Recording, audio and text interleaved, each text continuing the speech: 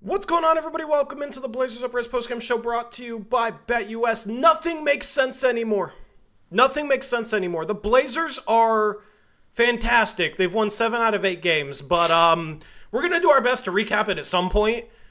But you just had potentially the most shocking trade in sports history happen less than an hour ago. I was live with Suns Valley Podcast doing a live watch party for this game. And then Shams Charania has a tweet. I thought he was hacked. It was hacked, right? I thought he was hacked. I plugged it into Fanspo. Fanspo didn't even say the trade worked. I was like, oh, he's hacked. There is no way. There's no way it's real, right? Absolutely no way. Doesn't make any sense. But apparently the Dallas Mavericks have traded LUKA Doncic to the Lakers for Anthony Davis and a first-round pick. And the justification from the Mavericks is one of the dumbest, maybe the dumbest thing I've ever seen from an NBA GM in league history. And it is absolutely asinine. It is insane. And we just have to talk about it. We just have to talk about it on this post-game show. We'll talk about the Blazers playing fantastic basketball. They've won 7 out of 8 games, man, and they dominated the Suns tonight. Nothing makes sense anymore. It is absolute chaos. Eric, how's it going, man? I mean, listen, I'm a little tipsy. I've been drinking a little bit tonight, and then I thought I got too drunk for a second. How are you doing? Man, Tori, I'm, almost 20 years older than you. I have never been so shocked by a trade in sports history, man. It's insane. Luka is like a perennial MVP candidate. And, I mean, Anthony Davis is a really good player. And that Mavs team might still be good. But you just do not trade away a talent like that. Like Eric Olson said, this has to be fake, right? Like, I was like, there's no way. There wasn't even a rumbling about Dallas being interested in moving him or whatever. It probably happened immediately when they called the Lakers and said that they were interested, or are you interested in potential Luka for Anthony Davis swap? Yeah, sure. Let's do it right now. Please, let's do it as fast as possible. There's so many angles to this, but my main takeaway is the frickin' Lakers, man. Every frickin' time, like, their future looks absolutely brutal, right? Yeah. They got basically no draft picks until 2029. They have, LeBron in his, 40 years old now. They have Anthony Davis, who probably can't lead a team at his, when on his own, and they're doomed, right? Nope. Here's this gift. Here's a freaking, for the next 10 years, what'll be he'll probably win 3 MVPs now. Here you go, Lakers. We don't want your future to be bad. And it's like another team in the same league with them, just gifting them a player, dude, out of nowhere, like Eric Olson says. I don't get it, man. It sucks. I don't know if the Lakers are going to be good enough to win this year, and LeBron might be too old to make it matter now. But Luka, we've seen him already go to the Western Conference Finals twice. We've seen him make the finals last year, and yeah, Kyrie had a part in that, and he had a decent amount of role players around him and stuff. But that's what the Lakers can do easily now. Is just find role players for Luka. And, man, this is crazy. And I can't believe they just got gifted this player. And I know they had to give up Anthony Davis. And now we got to talk about what the heck are they going to do? They needed a big man with Anthony Davis. Now they really need a big man. What are they going to do in the next 5 days to shore up that? Because you got to go for the title, right? If you're them. With LeBron still somewhat capable. But this trade, man, like you mentioned this before we went on the air, Jackson said it in chat. we're vetoing this trade in the mock-off season. We'd be like, you dumbasses, we're not letting you trade Luka to the Lakers. There's no way. Why did you even talk to him about that? We told you we were going to be realistic with this crap, right? Oh, like, no way. We're not letting you do this. And yeah, but now, like, we can't veto any trade. Like, we just got to let GMs do whatever the heck they want, because that's how it is now. But like, the Clippers trade where they traded the 7 first and SGA for Paul George, like, you kind of knew if Kawhi chose the Clippers that they would probably do something like that. Now, it was still shocking, and that was still one of the moments you remember as far as, like, where were you when you heard about the trade and stuff like that. But, like, this is just completely out of nowhere. Like, man, I don't understand. And I'm assuming, Dallas and the Lakers, because Luka's hurt right now, and Anthony Davis has had his issues over the years. I'm assuming both teams knew that going into this trade. So, like, I would be shocked if either of them fails a physical and gets out of this. But man, just what a crazy night! Just completely upends the entire fraction of the NBA. Dude, I got like so many things to say. Okay, number one, imagine being a Mavs fan, right? Brutal. They made the finals last year. This would be like us trading Dame in after making the finals and like almost winning a championship when he's like about to enter his prime for somebody that's what, like, how many years older than him? Like, how old is Anthony Davis at this point? He's injury prone. He's not as good. Like why? Why? Like, there's so many things, okay? And I'm going to get into, like, maybe some possibilities that might have led to this, because there has to be more. This just does not make any sense on the surface. That's why I thought it was Shams being hacked when he tweeted Anthony this. Anthony Davis is 31, and he's like an old 31, too. Yeah, I know he's having a good injuries year, pile up. Injuries pile up. It's just the truth, right? So you start to decline faster the more injuries you have over your career. We see that with the number of guys. So Luka's 25, by the way, about turned 26 later this month. Yeah, so 5 years younger. Yeah, number 2. So, like, okay, well, let's just get into some things, all right? So Mavs Draft tweeted. He's a big draft guy. He appears on, like, Locked On Big Board. His name is Rich Stamen. I follow him. He's a good follow. He said, nothing makes sense. He's a Mavs fan. So he says, nothing makes sense. What's the next move? Is Kyrie gone? Who stays? What's the core? Like, yeah, you just traded away your... They got Anthony Davis. Yeah, you know what I mean? But, like, you just traded the bedrock to your team, okay? And he says, is Luka's injury so bad that they sold for pennies on the dollar? They didn't even get a second first. How the hell do you not get a second first in that trade?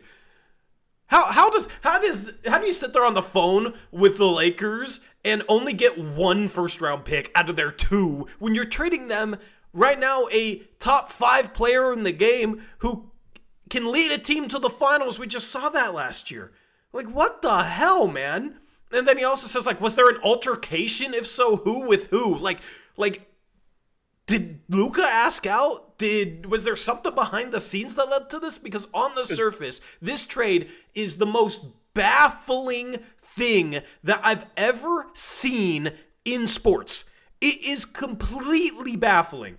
There was a quote from Mavs GM Nico Harrison that makes this even worse if this was the justification, okay? He said, I believe that defense wins championships. I believe that getting an all-defensive center and an all-NBA player with a defensive mindset gives us a better chance. We're built to win now and in the future.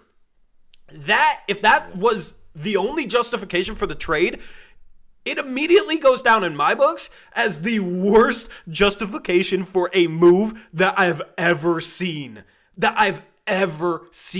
In my life, man. It's insane. Just a quick correction. It's being reported Luka did not request a trade, so throw that out. And Tori, do you remember what Anthony Davis did in terms of playoff appearances and like how he did in the playoffs when he was with the Pelicans?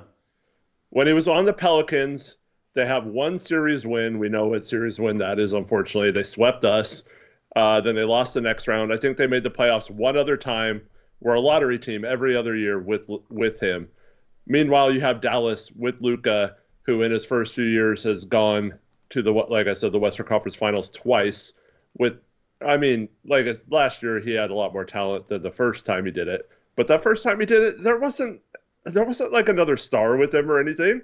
Like, he carried that team, and he's like, if he hadn't gotten hurt, he's right there with SGA and Jokic and Giannis in terms of best players in the game, man. I do not understand entertaining this. Luka got traded before Jimmy Butler. Dude, the first thing I thought of, and this is just what went through my head.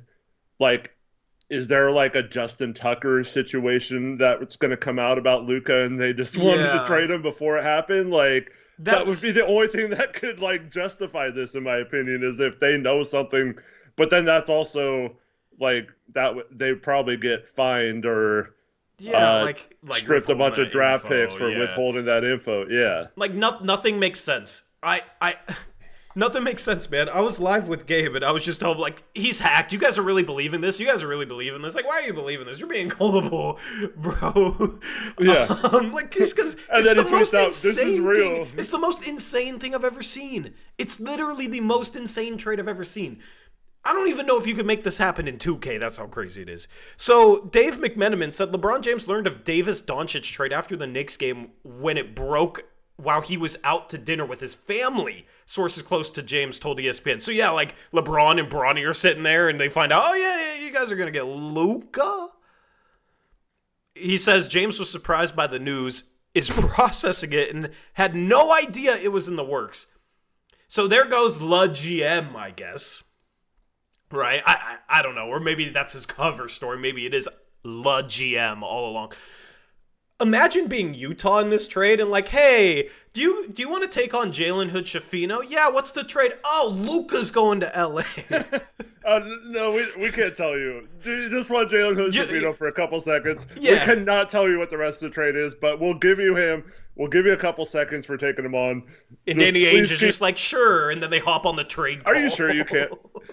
Like, you think Ainge was like, oh my God, I thought they were just like giving us a couple seconds. Yeah. It's... Man. Shout out to... Sorry, I gotta read this. Oh, no, go ahead. Yeah, go. Shout out to... Well, first we'll thank Nathan Member for 24 months. He says, and I thought we had it bad with Cronin. Holy shit. I mean, yeah, we can do absolutely nothing, and we won't have the worst trade deadline by far. So, that's cool. You didn't say Jake Layman in this... Yeah, you didn't say Jake Layman. Or is that a different? No, that is our guy Jake Layman. Antonio with a $5 donation says NBA's down so bad with ratings. There's no explanations other than the league forcing this. That is not true. That is not true. Okay, the league could not get away with forcing this. Like if you're Mavs ownership and the NBA is like, you have to trade Luka, like they're gonna make that public and be like, look what the league's doing. You know what I mean? Because you're going to take... Yeah. They're forcing you to take a hit to your product, to your business, basically, with this type of trade, because Luka is the Mavs. There is absolutely no way they could force this, and there's not enough of a bump of ratings that would justify it to the NBA even to actually force this. Like, there is not enough gain from this in order to actually try and force a whole organization into this. This is not rigged. Like, everybody wants to shout rigged when stuff doesn't make sense. This is just the Mavs being incredibly stupid.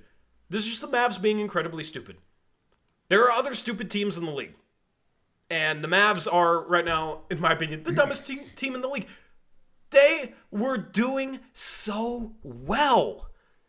The Kyrie trade actually panned out. That looks like a steal now because he's functioned well in Dallas where he hadn't in other stops. You draft Derek Lively. You bring in PJ Washington. He's great for you. You know, they lost Derek Jones this past offseason, but they were able to bring in Najee Marshall, who I've always thought is underrated, and he's been good for them. They've just been dealing with injuries, right? But they're still above 500. They were doing so well and just decided to shoot themselves in the foot for no reason. For absolutely no reason. It's just like I don't think the Blazers will ever top how stupid this is, man. Like, My condolences go out to Mavs fans because I can't imagine being a Mavs fan and dealing with this trade. Right. Like, I couldn't imagine, like, imagine we were covering the Mavs, man. I would have already lost my voice because of how much I've been screaming about this crap. So, Chat updated, but the AI summary didn't even believe this trade because it said chat's discussing a trade between the Dallas Mavericks and the Washington Wizards for Kristaps Porzingis. So they didn't even believe this trade. yeah, the AI can't even conceptualize this, man.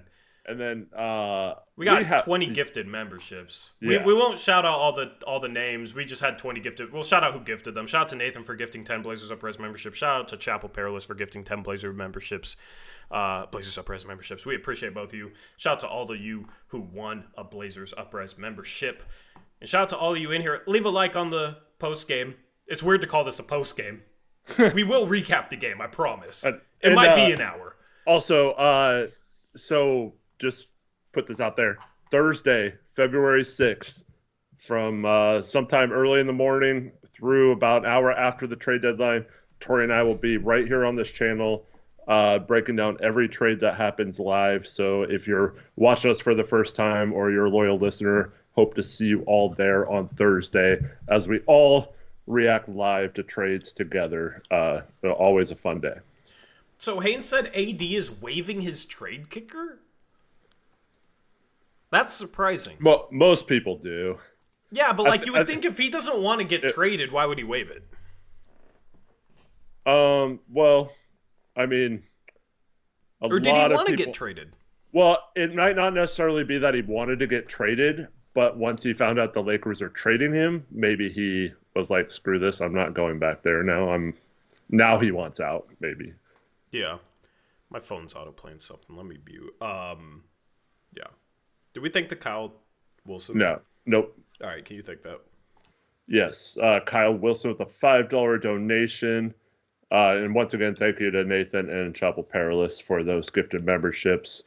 And Kyle Wilson says, the Mavs made Cronin look competent. The Mavs claim Luka's injury is a concern, so they trade him for the most injury-prone big man in the league. Funny. And then Dro with the $2 donation said, could we have traded DA Scoot Sharp for Luka? No, the Mavs wanted DA so bad they traded Luka for him. AD. I said DA. Yeah. I wish we could get Luka for DA. No, the Mavs, based on their GM's comments, and like that's the only justification for this trade, and it's absolutely insane. It's absolutely insane. But they wanted Anthony Davis so badly that they thought this was a good trade for them to win now and in the future, apparently. How the hell does this make your future better? How the hell does trading a 25-year-old MVP candidate for a worse, injury-prone 31-year-old improve your future? You only get back one first. How is your future better? How is your future better? Because Kyrie's getting up there in age, man. These guys are going to age out. Then what? At least if you have Luka, like, oh, you can always find a way to build around Luka and be competitive for the next however many years. So it's insane reasoning. It's absolutely insane. But that's their reasoning. They wanted AD. They think they're better now, which is freaking ridiculous. Chat can correct me if I'm wrong about this, but I thought I saw earlier today some people saying that all the people who say they'd be better off without Luka defensively are looking stupid because their defense had actually gotten worse as he's been injured.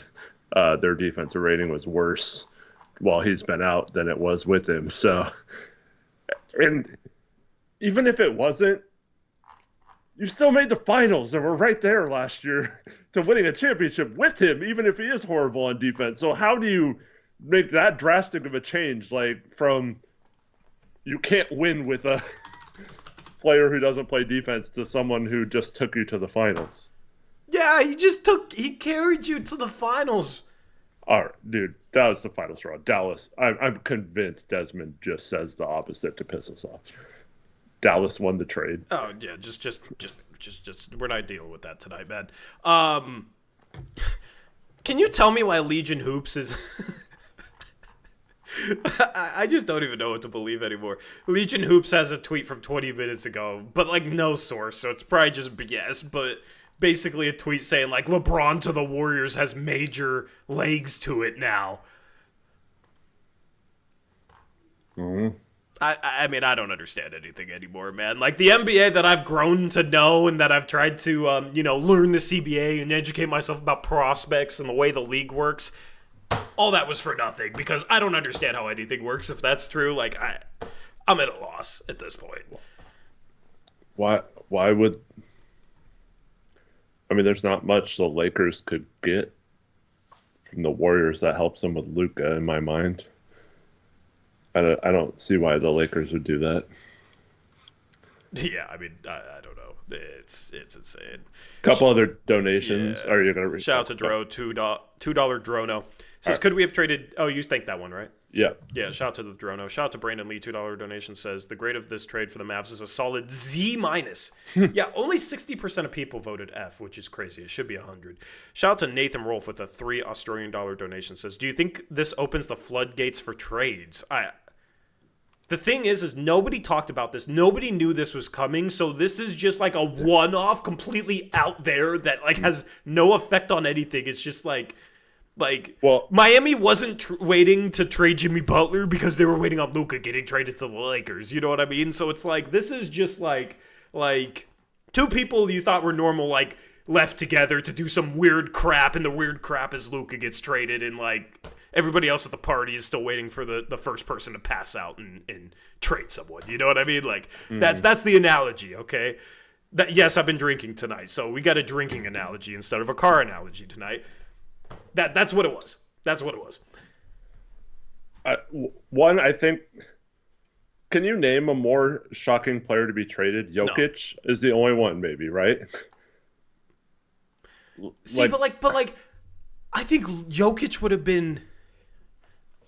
I don't know if Jokic would have been more shocking because like the Nuggets is like, all right, are you true contenders with them, and you're having a tough time like putting enough pieces around him to contend? Wemby, yes, Wemby. Yeah, Wemby. Like Wemby is, yeah. SGA maybe. I mean, he's already been traded though. Like, but like if they traded SGA now for like Luka, I would get it. They're very comparable. It'd be like, why? But like that would be less shocking than this because that would be like, okay, you're just swapping two relatively equal players for no reason, but okay, cool. This in like the Mavericks could justify it with like SGA's a better defender. In the OKC could justify it with like we have Chet, we have all this great defense. We think Luka's a little better offensively than SGA. Like there would at least be a justification. As weird as that type of trade would be, this makes no sense because just the justification for it on the Mavs end is just asinine. It's just insane. So Trent says, did the Mavs GM get hammered tonight and brought this up to the Lakers tonight for the first time? He pulled an Aeromancer. Wow. Yeah, he did. Aeromancer must have trained Nico Harrison about how to... LeBron offered him ownership of the next Las Vegas team. Aeromancer says, bro. I didn't even give a good reaction to this trade when it broke because I thought it was hacked. Like you could not name a more shocking trade. It was so shocking, everybody assumed that Shams got hacked at first. Yeah. Yeah.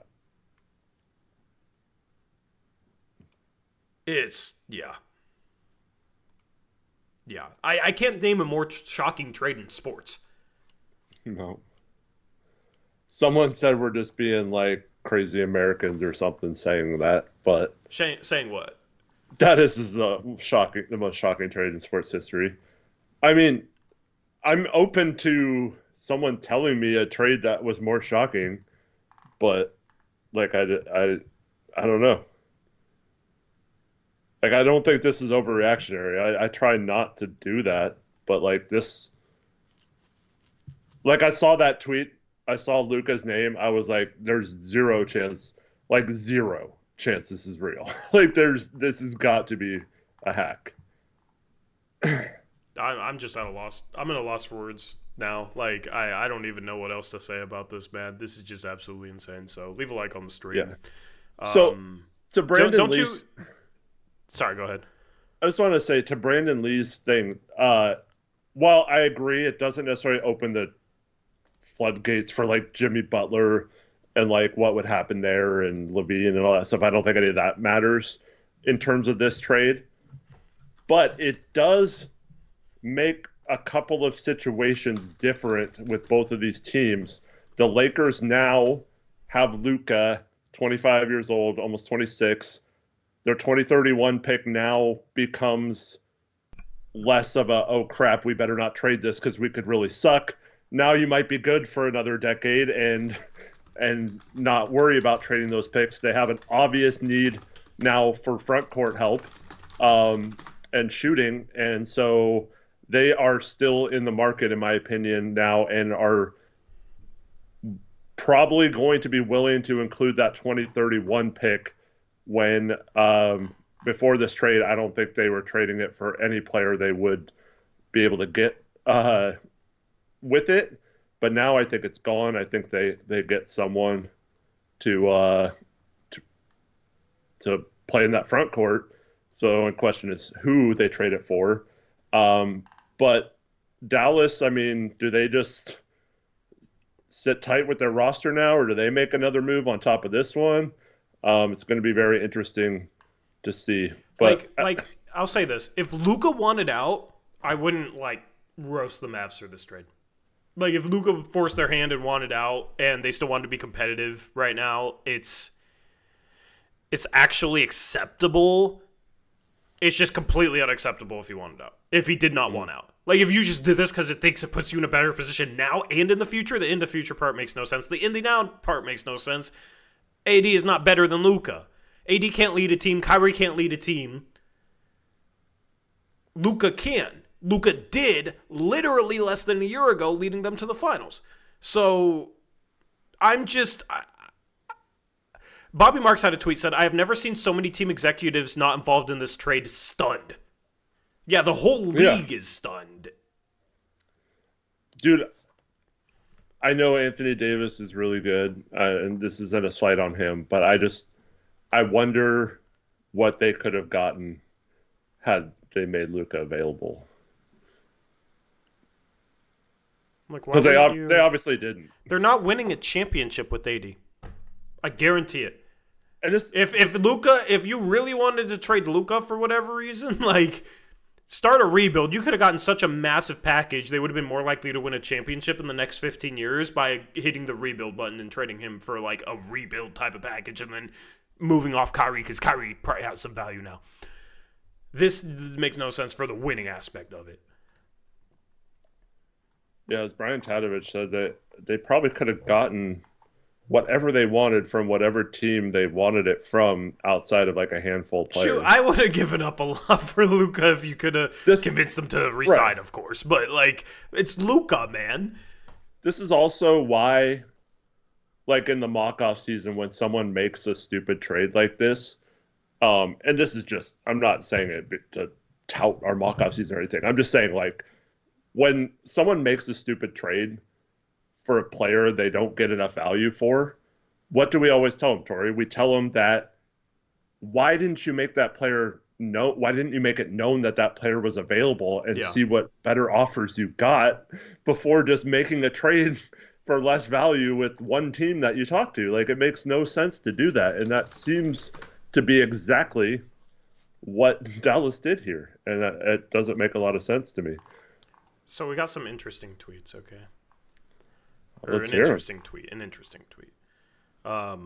Brett Siegel says, early word on all of this. Apparently a rift had been forming between Anthony Davis and Lakers management, especially after a sit-down interview with ESPN. Do you know what sit-down interview that's referencing? Because I don't. No, but I think I remember seeing him be interviewed by ESPN a little bit ago, but yeah. So, I don't remember what he said on that though. Yeah, and then he says this trade just came together in the last few hours with nobody around the league knowing about it. Yeah, except for Danny Ainge, I guess. It doesn't explain anything because it's just saying like, oh, rift between the Lakers and AD. Oh yeah, yeah. oh we got a rift with AD. All right, let's trade him for Luka then. You know what I mean? It does not explain. Like all the explanation, it doesn't matter. AD and the Lakers could have loved each other. You still do this trade if you're the Lakers. You still easily do this trade if you're the Lakers. So it needs to be explained from the Mavs' point of view. I did hear this stuff because, Anthony Davis was saying what he always says. He's been saying this since he got to LA. He wants to play with the center, and they had a center a couple times with him. When they won the championships, they had Dwight Howard for a while, but the last couple of years they haven't really had a true center next to him, and he's been saying that for years. How would that cause a shift? And if LeBron and Anthony Davis, they're saying the part out loud that everyone knows, like that shouldn't cause a rift by them saying they want more help. The Lakers have been super stingy. Rob Pelinka, we've talked about this many times. And how many times, Tori, did I tell you guys the Lakers are not trading their first unless they get a superstar? And lo and behold, they somehow get one for with only trading one of those freaking firsts. So, why would they have traded a first for, Jeremy Grant or someone when they just got freaking LUKA Doncic for one of them? You know what I mean? This is exactly why they wouldn't trade. Yeah, I know, but I'm just saying. You keep that in the chamber. You keep that ammo on you for that type of trade, right? Not for Jeremy Grant. And how does Dallas not be like, okay, well, we tried. Sorry, if you're not going to include that 2031 as well, I guess we'll just have to table this. You couldn't. The Lakers wouldn't have been able to resist getting Luka in this, right? You got played if you thought they wouldn't do this without including that pick. Yeah, absolutely. Oh man, I can't believe it. I can't believe it. The Lakers always get lucky.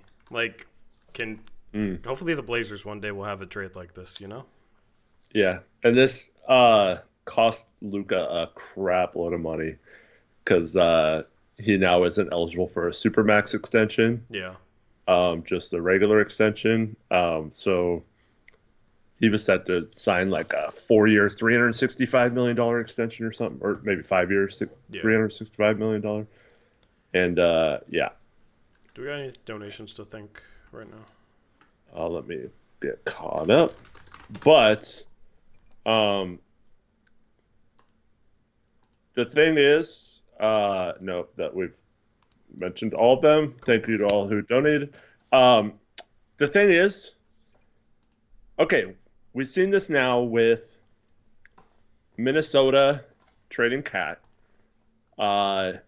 Boston's owner wanting to sell the team after winning a championship, Mark Cuban selling off a big stake of his ownership in the Mavs. Is this a case where the Mavericks, under the new CBA, just did not think paying someone as much as they were going to have to pay Luka was feasible financially to going forward to field the team? So maybe this is just a sign of there's going to be a lot of teams that can't afford to pay what it takes to keep talent anymore.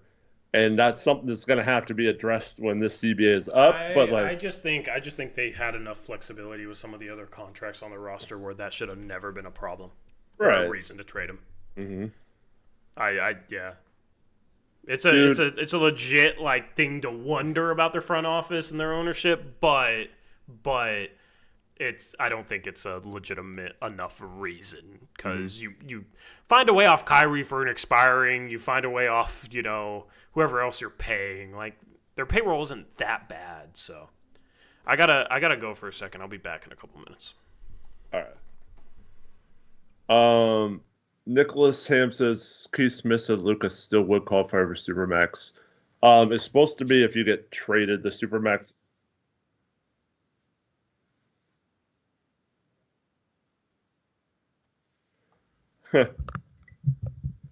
Tori forgot to mute. I don't know if you guys can hear him talking or not, but I hear him talking still. Can you guys hear it, Tori, or is that just me? Okay, sorry. Hey,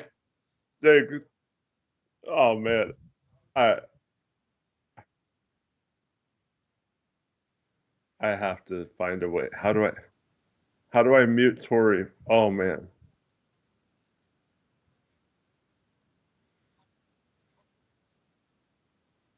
Tori, can you mute please?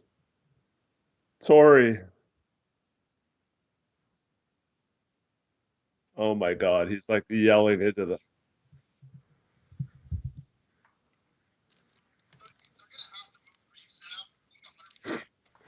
I'm sorry, guys. He's just like yelling into the mic, and I cannot handle it.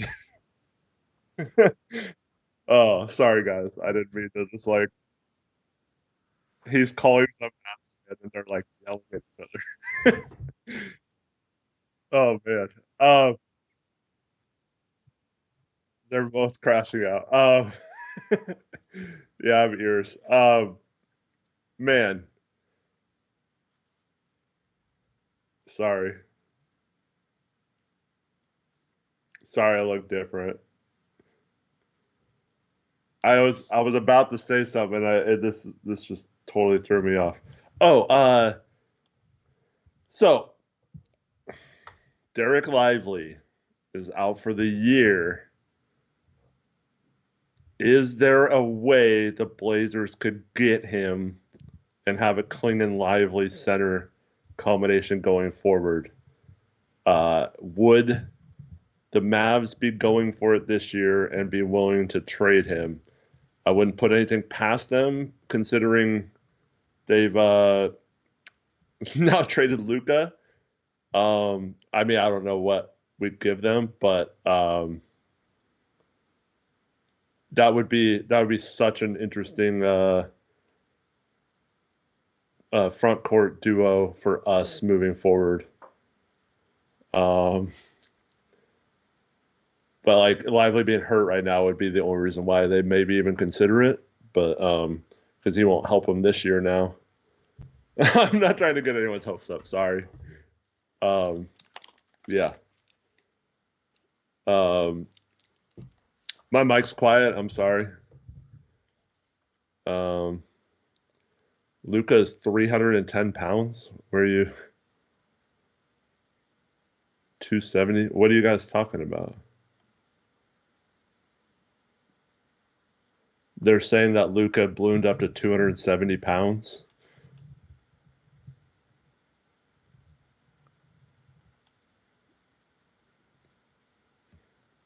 Luka's still stunned about it. Ashley Lamont says, "Who the f is going to be the center for the Los Angeles Lakers?" It's going to be DeAndre Ayton. No, just kidding. I don't know, man. Tim McMahon is reporting that Luka's 270. I mean, I know he's hurt right now, but man. So he's Zion.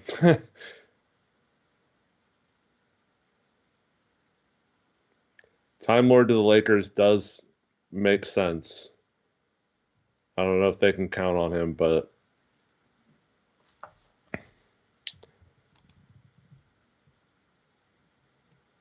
um,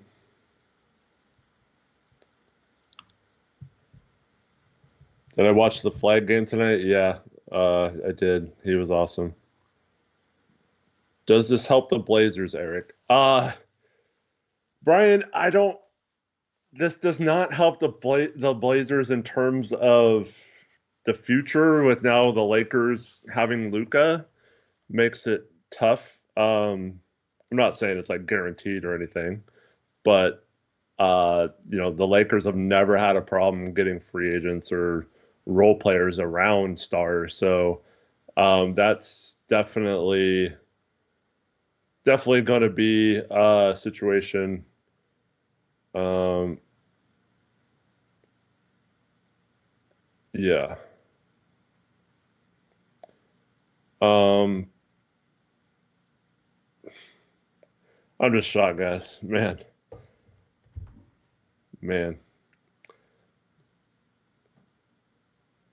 I don't know if the Lakers trade for Rob Williams. It's a weird situation because I think the Blazers are still holding out for a first. I don't think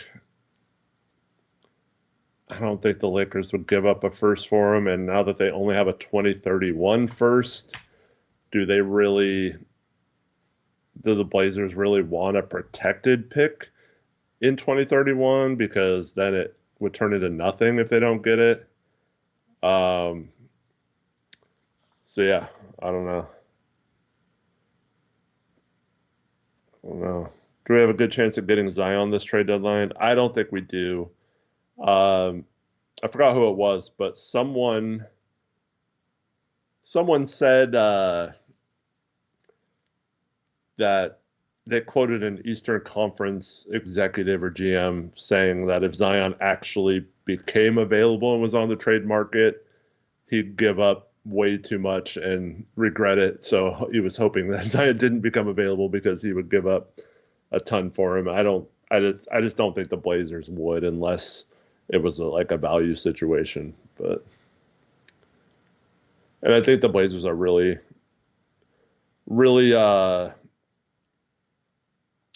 solid with their forwards right now. I don't think they're really looking to mix that up too much.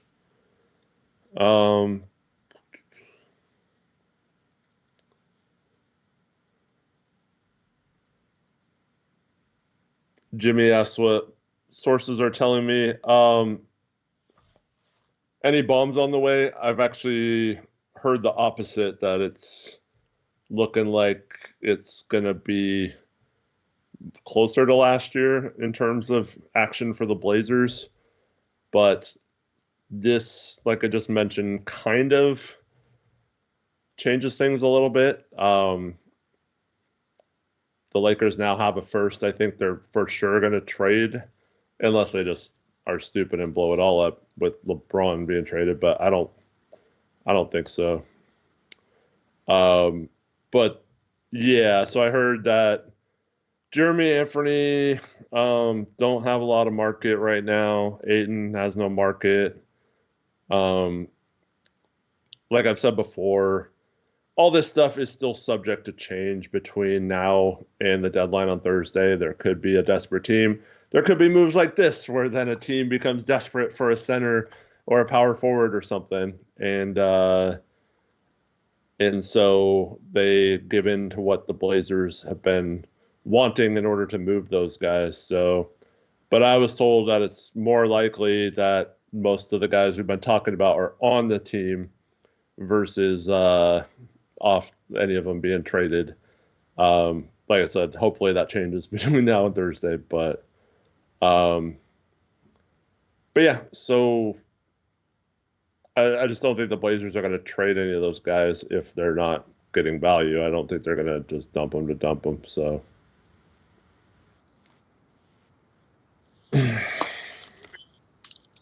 Yay.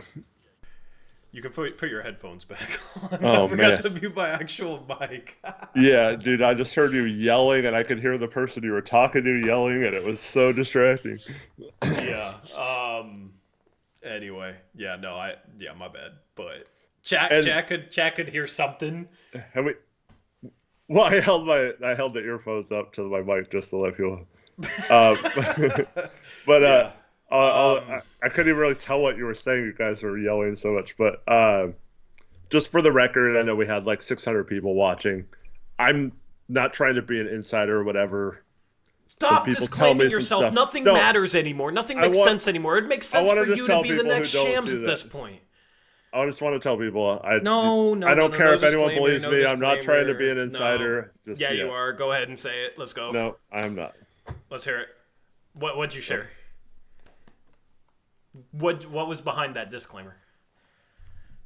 I don't know, man. If you weren't live for it, you don't get to find out. That's BS, bro. I was talking to people. Yeah, I know. A Mavs fan.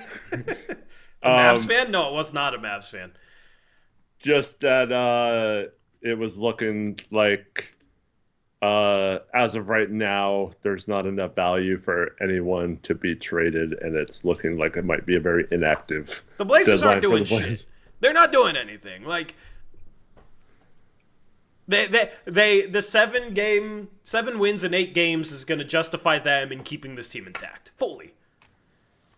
Like, that's what I've been saying for a while. It's just knowing this organization and knowing what type of value those guys would have. I think the Lakers make a lot of sense for Robert Williams. A ton of sense for Robert Williams. They need defensive help now they trade AD for Luka. They're going to need big men help, of course, because they just traded AD.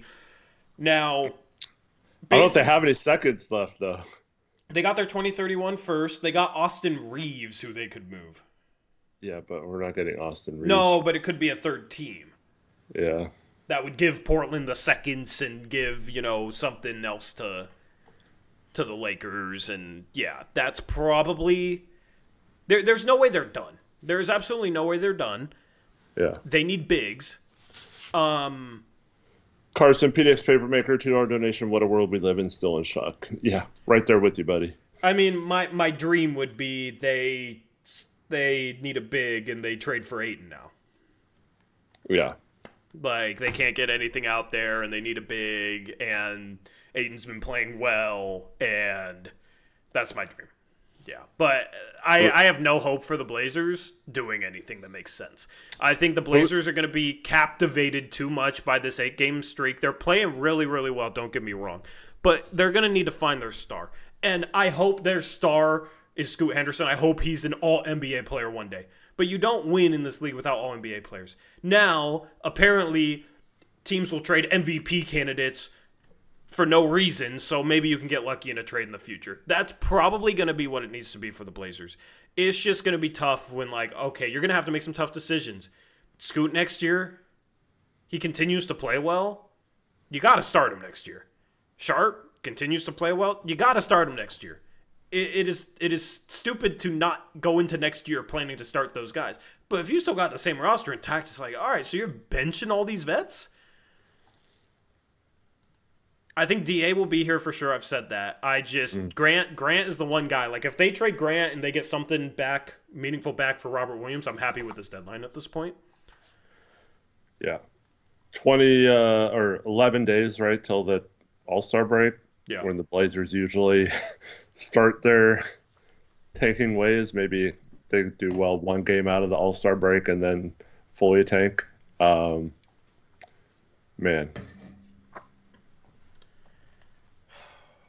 Why would we trade Ayton? Makes no sense.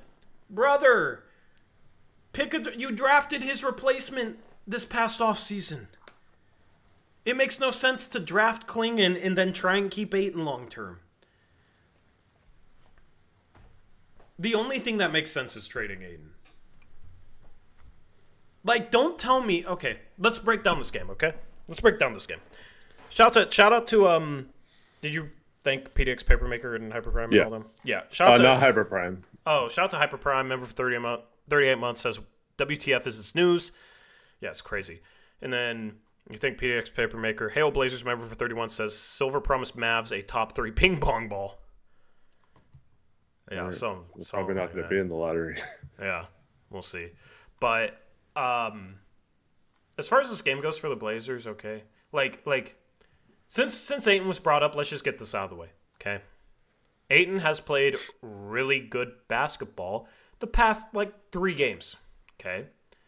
Ayton seemed especially motivated going up against the Suns tonight. This is maybe the hardest I saw him play and the best defense I saw him play all year. He even tried to dunk on someone. He shot 3 free throws. That's a lot for DeAndre Ayton. He seemed extra motivated tonight, okay? He has been playing good basketball the past 3 games. Do not buy into this becoming a consistent thing. Ayton always does this. He always has stretches of play where he gives absolutely no effort, plays terrible defense, doesn't rebound, plays bad, and then he'll wake up for 20 games and look really, really good. Guess what? He's waking up right now. And he's, this is the same time he woke up last year. You don't want a guy that is a malcontent and you don't know if you can rely on him or not, especially when you got Donovan Clingan waiting in the wings, all right? Donovan Clingan's the future starting center of this team. DeAndre Ayton's making a max contract. He's overpaid. So it should not be, now see, this is why we got to keep Ayton. Look at the last 3 games. Look at the entire season. Don't just look at the last 3 games. I will give him credit for having a phenomenal game today. He dominated the Phoenix Suns. 11 for 12, 7 boards, couple of assists, couple nice passes, a block at the rim, like tried to dunk on someone, 24 points. He was great tonight. The problem is he was great tonight and he was great the last 2 games. That's pretty much it. The rest of the season, he's been pretty bad. So we'll give him credit for singular games, but in terms of the big picture, it makes total sense to move on from Ayton when you can. You got Donovan Clingan. You drafted him to replace Ayton. And the Blazers are still in a rebuild. An 8-game stretch, which is less than 10% of the season, should not change the mode that the Blazers are in. They are still 9 games below 500. They are still, let me pull up the standings here. They are still a whopping, only 4.5 games out of the 10th seed. The thing is, 4.5 games out of the 10th seed sounds close. It's the 10th seed, right? You got to win 2 games to play your way into the playoffs. Like, okay. They're not gonna be a playoff team this year. So they are still in a rebuild. They're having a really good stretch. This is like the best stretch maybe we've ever seen under Chauncey, given the expectations. But you can't expect this team to all of a sudden be like a top 5 team in the league. They're not that talented. All right. What game was it? I swear this was a week ago, where we were talking about everyone who was at the game noticed how Ayton pouting and like throwing his hands up and all that. Wasn't that like really recently, like within this 8-game win streak? I feel like it was at some point. It was the Bucks game last Tuesday, right? Yeah. That was 5 days ago. Yeah. Or 4 days ago. The Blazers on the season, I believe, have a better record still without DeAndre Ayton than they do with him. So my point is, okay, and this is the same thing I've said about Ben Simmons and players like that for years. It's when the going is good, we're on winning 7 out of 8 games. Everyone's happy. Everyone's given effort. It looks awesome on the court. As soon as that changes, who can you count on? And in the playoffs, where it is about bringing it game to game, making adjustments, not letting your foot off the gas, all that kind of stuff, DeAndre Ayton is the type of player that scares the crap out of you that you're going to have a game where he doesn't show up and it costs you a series because he didn't show up. And we can talk all we want about Clingan's not ready or whatever. This team isn't a contender right now. What does it matter if Clingan's not ready yet or not? He was obviously, we don't spend the 7th pick on him if we didn't believe that he was our future starting center. So you have to plan as him being our starting center. And I'm not saying he's better than Ayton or anything like that, but Ayton has flaws in terms of defense, his rim protection. There's a reason why we needed a rim protector in the draft and why that was such a big need for Joe Cronin this summer. He said that many times with DeAndre Ayton on the roster and our starting center. So you can't count on him for rim protection, especially against good teams. And you cannot count on him being 100% engaged in the playoffs. I'd be scared if I was the Blazers that he would not show up in the playoffs or something would happen and we'd be in trouble. Now, that doesn't mean we should just give Clingan the spot and be fine with it. We probably still need, like I just mentioned, kind of mocking, but like whatever, getting someone like Lively to be a second center. You know, we need that 1-2 punch like Dallas had Gafford and Lively, or still do, I guess. But, you know, they have that 1-2 punch at center. I'm fine with that. I don't think Ayton, if Clingan gets better and more minutes and gets better shape and stuff, and Ayton's role decreases, does anyone believe that his attitude will be okay with that. Like, I don't want to have a situation where we're asking him to have a lesser role or anything. So, in my opinion, and then on top of that, I mean, we could talk about the salary cap too. It's paying Ayton $35 million the next 2 years, like, hinders us from being a part of facilitators in trades like this as well, which I do want to talk about at some point with the other trade this morning too, with Drew Eubanks and Patty Mills going to the Clippers. But so if you believe in DeAndre Ayton, that's fine. But he's just burnt me way too many times to be like, oh, okay, maybe he's turning the corner. And then he doesn't show up or he gets pouty and stuff. And I don't like players like that. I don't like depending on them. So I would rather not pay DeAndre Ayton $35 million to stay on the team and stuff like that. That's just how I feel. I think the Blazers are still winning these games. Maybe they win 6 out of 8. I don't know. But I still think they're playing extremely well without DeAndre Ayton. I think they're playing extremely well because of a lot of other guys on this roster playing really good basketball. Scoot Henderson is breaking out right now, which is beautiful to see. Shaedon Sharpe took some time to get used to coming off the bench, but has had some good performances lately. But also the defense, guys are flying around. And it's even guys like Sharpe. It's like collectively guys are flying around and playing some phenomenal defense. Scoot's playing good defense. Avdia, Kamara, we know what they do defensively, right? Klingon, really good rim protector. Changes the game when he's on the floor defensively, right? And Grant even had some good defensive moments today. So you're not reliant upon Ayton to have stretches like this. Right now, you shouldn't want to rely upon him. He did this all the time with Suns fans. Like, this is just a continuous cycle, and every time it goes up, Blazer fans get excited, like, oh, look at this Ayton, man. If we could just get him to stay at the peak of the cycle, just get him to play this well every night, he would be so good. Suns fans were saying that for years. Blazer fans said that last year. Blazer fans were acting like Ayton broke out and found some new wave that he was on at the end of last year. Like became a different player. And then what did we see at the start of this year? It was the same crap as the start of last year. It was the same dips that he had in Phoenix. He's just always going to be inconsistent. And it's not just his play. If it was just his play, that'd be one thing. But it's going to go straight down to his attitude, his effort, his defense, his rebounding. Like, all that stuff is super inconsistent. You can't rely upon it. I wish we could just sit here and talk about how Ayton played a really great game today. But the problem is when people start getting caught into it, like, why would we trade DA now? Look at how he's looked. No way. No way. Like, you can't keep getting caught in that cycle with DA.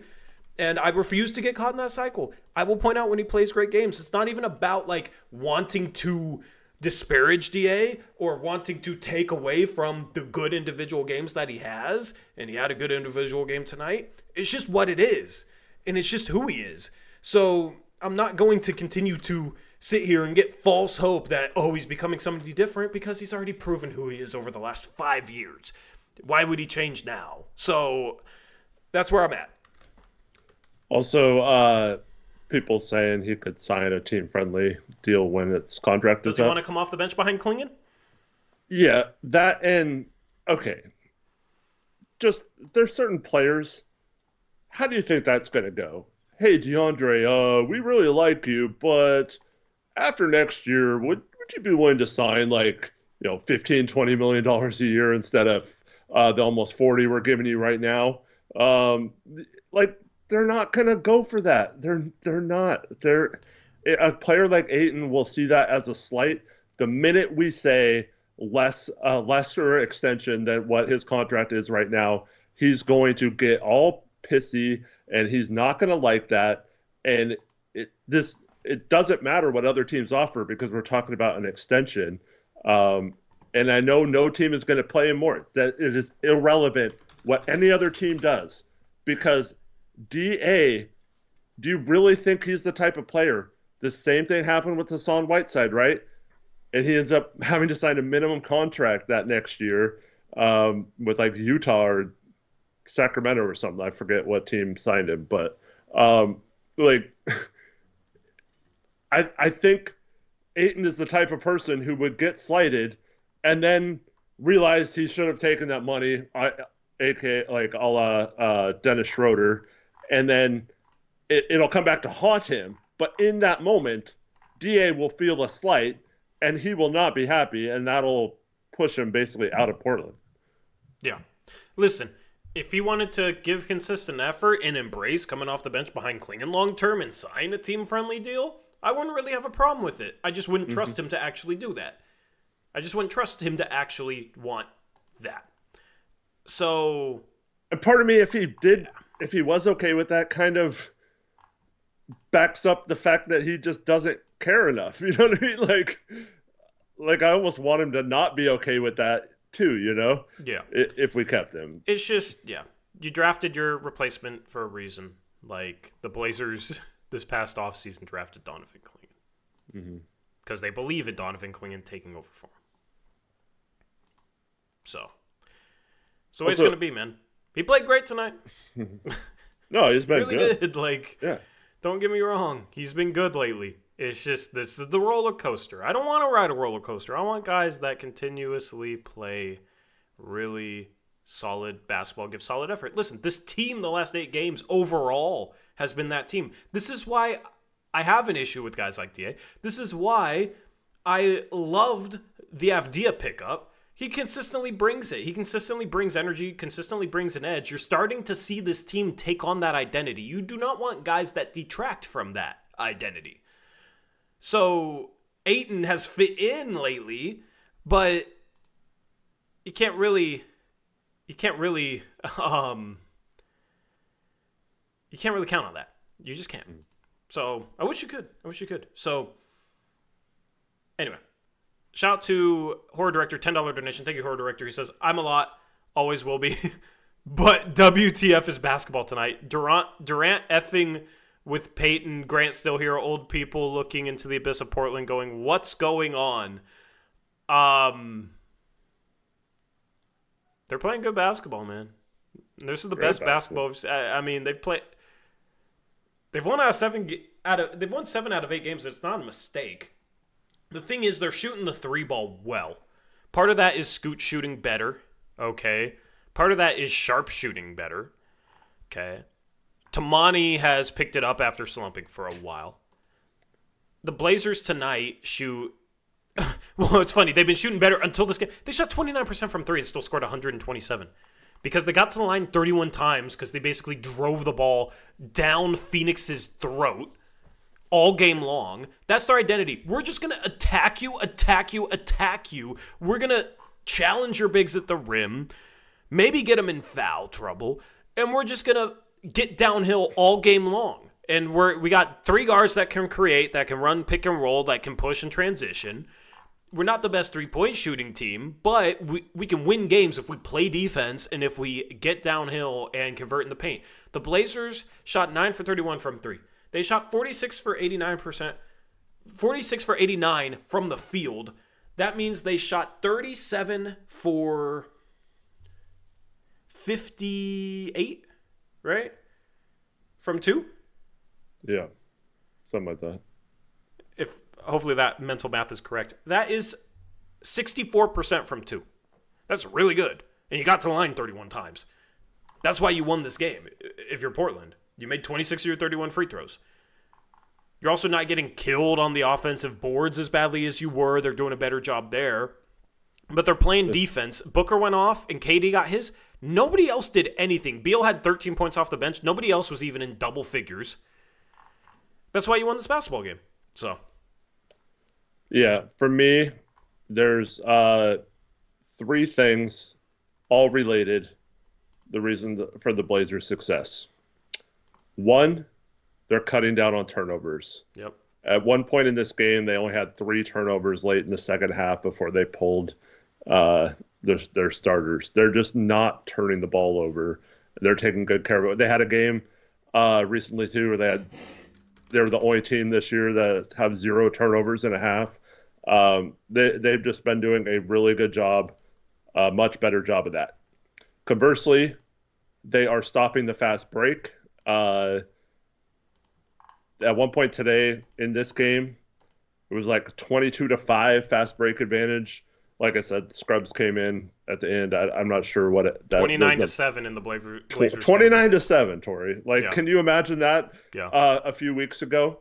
Okay, so with that fast break is both my other points. 1, they are absolutely getting back in transition. That had been one of their biggest weaknesses, even off made baskets, not getting back on defense and not setting up their defense properly.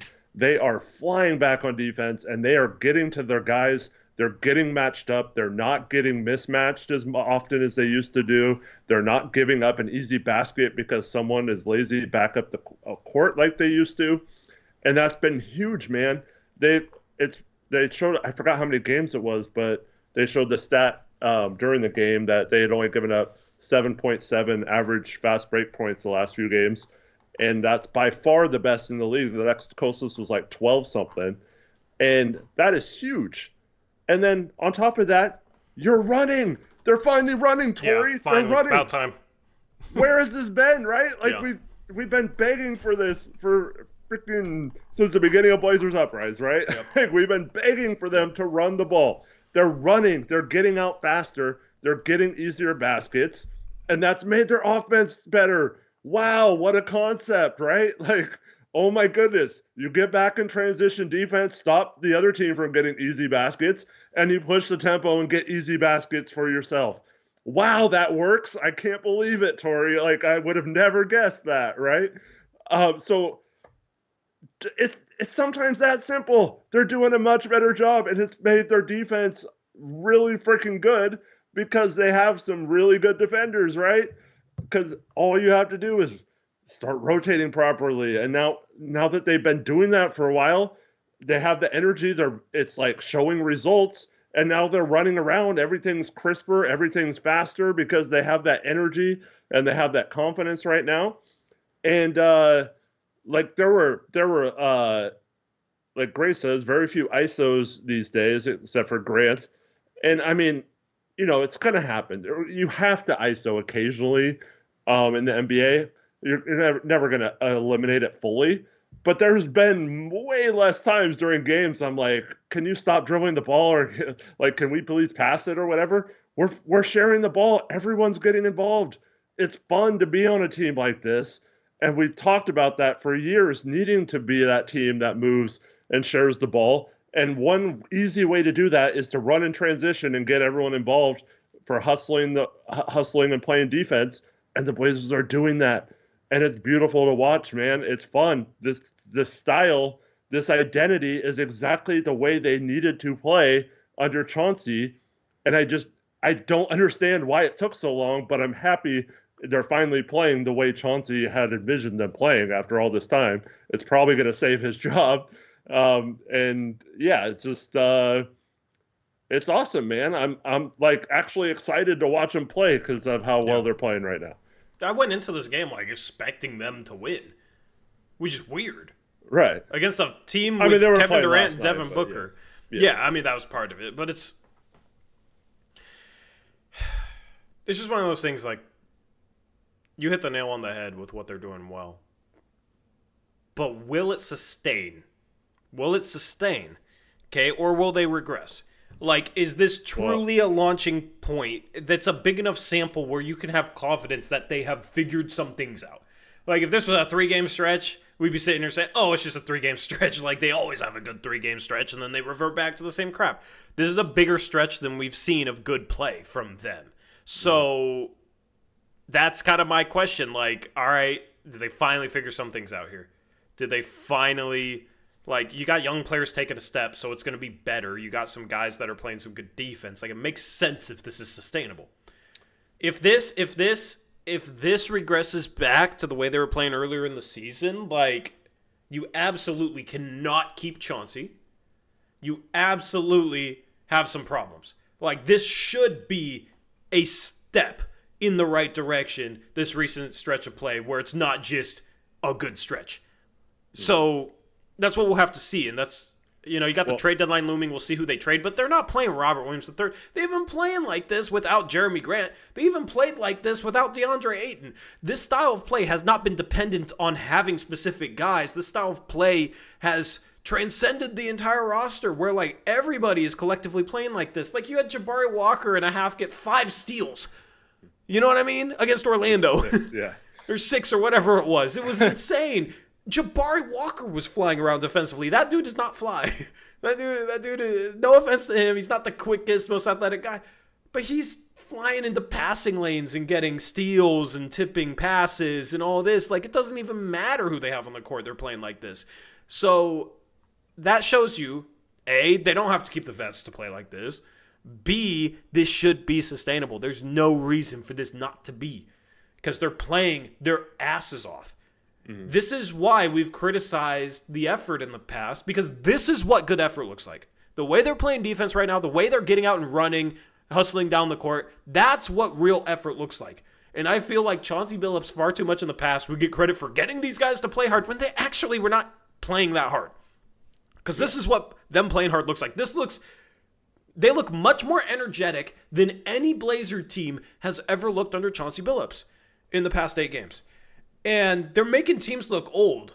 Like, they made Milwaukee look slow and old. They made Phoenix tonight look slow and old. Mm-hmm. They look more athletic. Their athleticism is finally showing up in a way that it should, right? Because they got some athletes. They got youth. So it should never be a case where they're not the more athletic team on the floor. They're not the most energetic team on the floor. That should be their identity. That's why it's so infuriating earlier in the season, right? When they lose by 40 to Utah and, people say, oh, well, this team is bad. They're tanking, right? Like, why are you criticizing Chauncey? We know the team is bad. We know they're rebuilding. Why are you criticizing him? It's like, there's no excuse for it. There's no excuse for it. Now, there's media members out there that will make excuses for it. We know who they are. But there's no excuse for getting beat by 40 by Utah on your home floor. This is a completely different team. And that's been the entire point, is like, they should be playing fast. They should be flying into passing lanes, rotating quicker, like playing good defense. They have solid defensive personnel. They should be the most energetic team on the floor. So that's what we've seen. They're playing scrappy. They're that team no one wants to play right now, right? Wow, what do you know? They're getting an identity. Like, what? How did this just come out of nowhere? Is the question. Like, where was this earlier in the year? But you know what? You know what? When things turned, when Denny came back from injury. Yeah. Yep. That's the only thing that really changed in that stretch. Like, they were brutal without him. They were getting destroyed without him. Mm-hmm. He comes back. The game he came back is the first game of this 8-game stretch where they've won 7. That's why I like the Denny Avdija trade. That's why I will always argue with anyone that says the Blazers gave up too much. You got a culture setter. And I've used this word in the past. We've never really seen it play out in this rebuild. So it's gotten to the point where I've wondered if people know what I even mean by culture setter. But basically, somebody that will come in and consistently bring it, consistently do things on the floor that help your team establish an identity and maybe lift other players up, right? So, like, Denny, he's playing fast. Other guys are playing fast now because Denny consistently pushes the pace. They start to see good things happen in transition. They start to push the pace more.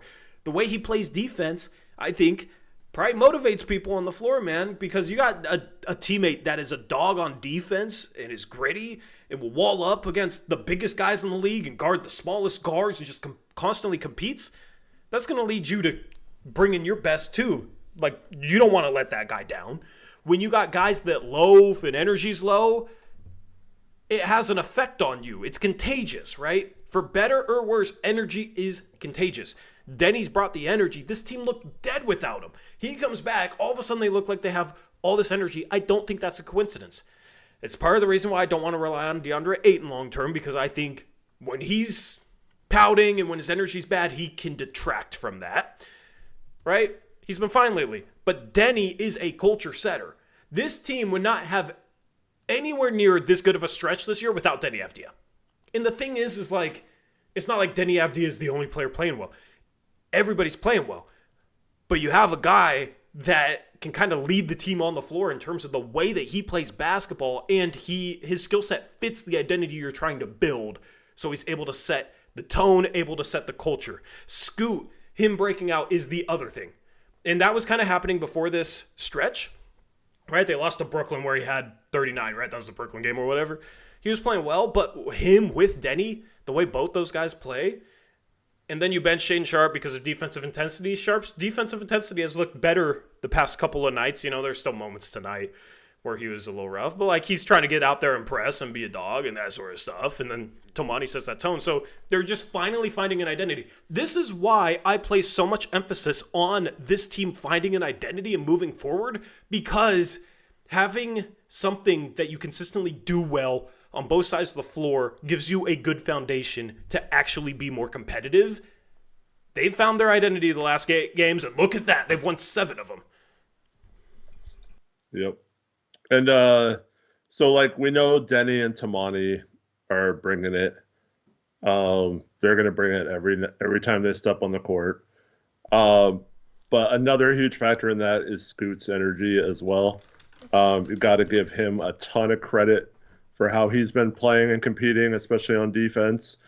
And I think it's so we have a case here, right? We have Scoot Henderson, Shaedon Sharpe, Tomani Kamara, Denny Avdia, Donovan Clingan. Sorry if I'm missing someone. Those 5 for sure are not being traded by Thursday. Unless another Luka becomes available, maybe. Yeah, maybe. I don't even know. I don't know. Okay, so there's 5 right there, right? Those 5 are, you can argue, we'll probably still have Ayton after the deadline, all that kind of stuff. But the thing is, are we really, is our identity changed if we get rid of any other guy other than those 5? I don't think it does. It shouldn't, because those are the guys that are, 3 of those 5 are for sure the guys giving, or that are responsible for this identity. So, I'm not trying to discredit Anthony or DeAndre, what they're doing, or Jeremy, came back tonight. But I don't think this style of play is worse if we don't have those guys. I think it might actually be better if we in some of their cases. But I do have to say, Anthony has 7 turnovers in his last 7 games. So 1 turnover a game. He's been doing a great job of taking care of the ball. He had some great passes tonight, doing his Scoot impression out there in the third quarter. Was really nice. But I don't know if we're missing him that much if we trade him. I don't know. So I think it's a case where the reason why I'm excited, and I'm sure you're going to agree with this, Tori, is that we're seeing that identity, but it's with the people we wanted to see it from this year. It's not because Anthony and Grant are on a heater or whatever. They're ISOing every play and doing this, just carrying this team. We've seen Anthony do that several times this year, where he just gets on a heater and carry the team. We actually see something with a core group of players that's sustainable. And until this winning streak, this is what we've been wanting to see. We've been so frustrated with this tank because we haven't seen that identity being formed. We haven't felt like they're emphasizing the right things for this team to do the things that Joe Cronin has talked about long term, and that includes maybe taking a step back to take a step forward. It felt like this team was fine with where they were at and just going to keep playing it out and just seeing if something happens and hoping magic happens and something goes, man. But now you see a group of players that you can be excited about that seem like they have a future core that, if you make the right moves around them, could be something special and really tough to stop. And it's exciting, man. And so it sucks that we might not get a top pick in a really, really amazing draft, it looks like. But at least we have this now to say our core is something. Because if we would have had this, but it was like Anthony and Grant leading us to wins, and our core still was like, oh man, I don't know about Scoot anymore. I don't know about our forward situation or whatever. Like, and we weren't getting a top pick. Like, I mean, I'd be super bummed right now, right? So now I'm like, okay, we need to go all in on this core of those 5 guys I mentioned. Keep adding to that and hoping that we make the right moves around it. I'm still not super trustworthy as long as we don't make any major moves that Cronin is capable of putting the exact right pieces around that to be successful. But I'm just going to enjoy it for now and hope that the future is bright still, and it's a lot brighter than I think any of us thought a few weeks ago. Yeah. Yeah, well said, man. Well said. Well said. Shout out to Malachi for becoming a starter level member. Appreciate you, Malachi. Chat, let me know what you think about this stretch. So Nick says, yeah, but Sharp coming off the bench in year 3 and Scoot coming off the bench in year 2 isn't ideal. Yeah, I mean, it isn't. It isn't ideal. But in the games they've played well, they get major minutes, and I don't necessarily think it's a big deal. But this is exactly why I want to trade people ahead of them, so we don't have this problem anymore. Trade Jeremy Grant so we can start Sharp or Scoot, or trade both Ant and Grant so you can start them both. But like, there's enough minutes to play everyone, I don't think. And Scoot's now proving, I think, that he is, like, you don't want him to come off the bench, but like, I think we can maybe get off of those concerns that he can't play off the bench. Like, I think he's been fine, like, with his role. I think he learned how to play the same way, whether he's starting or coming off the bench, which is also a good sign for Scoot. So, like, yes, I want those guys to start and those 5 I mentioned to be our starters moving forward, but I don't think it's like detrimental as long as they're, like, what was it? Sharp played like 19 minutes or something a few games ago. There's been a couple games where Scoot minutes were like down way lower than they should be. Like, those are going to be games I have issues with. But as long as they're getting the minutes and having the impact they're having, I'm not going to really be too concerned about bench or starting for now. In the future, they definitely need to be the starters, though. Yeah. Yeah. I mean, the debate is the best way forward. Okay, the best way forward. Does this 8-game sample give you something to cling on to that changes the way you calculate on what should come next for this team?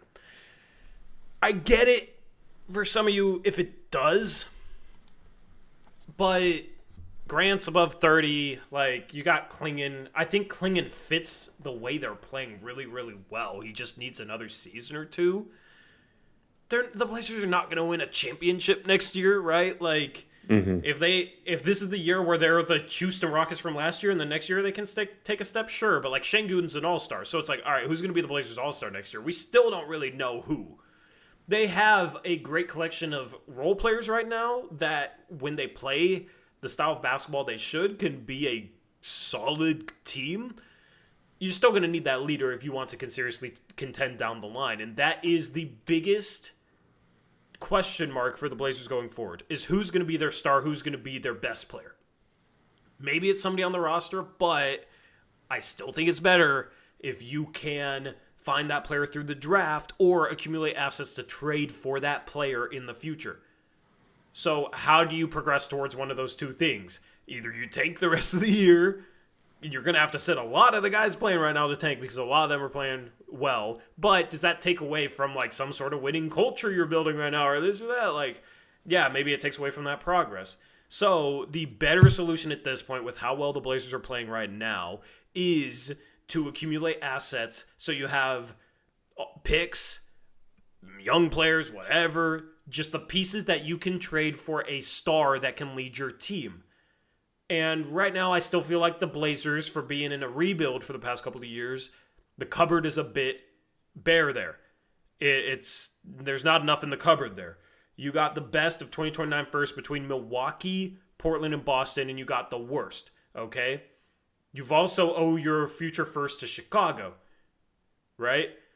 So you got an extra first in 2029, but you owe a first to Chicago right now. You got no other extra first. You got a couple swaps from Milwaukee, but you don't got actual first. They don't have an extra first. They basically swapped out their own first they owe to Chicago for a really, really good first in 2029. Like, that 2029 first is much better than the Blazers first owed to Chicago because that 2029 first is unprotected. The first owed to Chicago is lottery protected, right? Still, though, it's not like you're sitting here with a bunch of picks. Utah is. San Antonio has some extra picks. They might put those in play this deadline for De'Aaron Fox. OKC has a bunch of extra picks, and look how good they are right now. So it's like, in the future, how do you contend in the trade market for a star if you can't draft one or somebody on your team doesn't develop into that star? Because people will sit here and be like, Denny and Scoot can be your stars. It's really hard to become a top 20 player in the world. I'm a huge Denny fan. I'm a huge Scoot fan. I don't think the calculus at this point should be, yeah, those guys are both going to become top 20, top 30 players and be good enough to be the number 1 and number 2 player on a championship team.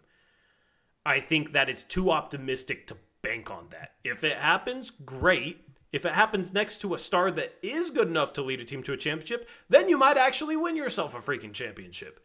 But I don't think you can bank on that and just sit here and be like, look at this 8-game sample. We're just going to bank on Denny and Scoot becoming top 20 players down the line. Right? That is the biggest question mark. I think they've gotten the role player part figured out. I think they have a lot of guys that would look good, and Sharp and Scoot are going to continue to get better, and maybe they can become stars. It's just really hard to become a top 15 or 20 player in the world. If you had Cooper Flag is such an awesome prospect. Like, I feel a lot more confident that if the Blazers had Cooper Flag, they would eventually have a top 15 to 20 player on their roster, right? Or if they had all these extra firsts, and it's like, okay, well, you can put those firsts in play. You don't have to bank on just Scoot and Denny. If they become 2 top 20 players, great. But if they don't, all right, you got all these picks in the chamber. You can trade for a star. You got to give yourselves multiple ways to building a contending roster. If you just completely put all eggs in one basket, that's a lot of strain on that one basket. You know, that's a lot that has to go right. And if everything doesn't go right, you're kind of screwed. That's why you have to be able to build your team in different ways. That's why you have to have assets coming out of this rebuild. And that's why you got to continue to add good young talent to this team. So, I mean, the biggest worry with this is like, all right, the Blazers get the 10th pick. Who are they going to draft there that has a chance of becoming that top 20 player? Probably nobody that has more of a chance than Scoot or Denny, right? So that's the question. That's the debate. That's the tricky thing to figure out. It's always hard to find that player. So, that's where people still want to tank. That's why. Because they want that future star on their team. A guy like Cooper Flag could be that guy. A guy like Dylan Harper could be that guy. Maybe Ace Bailey could be that guy, right? Yeah. Brandon says first round to Chicago turns into a second round pick in 2028. Yes, but if it doesn't convey until that year, or it doesn't convey at all, and we or it convey it. What am I trying to say? If it actually conveys that year, we risk losing the potentially number 1 pick if the Bucks suck that year, because we don't have our own pick to swap with. So it is kind of risky just letting that play out unless we make the playoffs in one of the next 3 years. Yeah. I mean, what do you think is the most likely way the Blazers find that player, Eric? This is a tough question.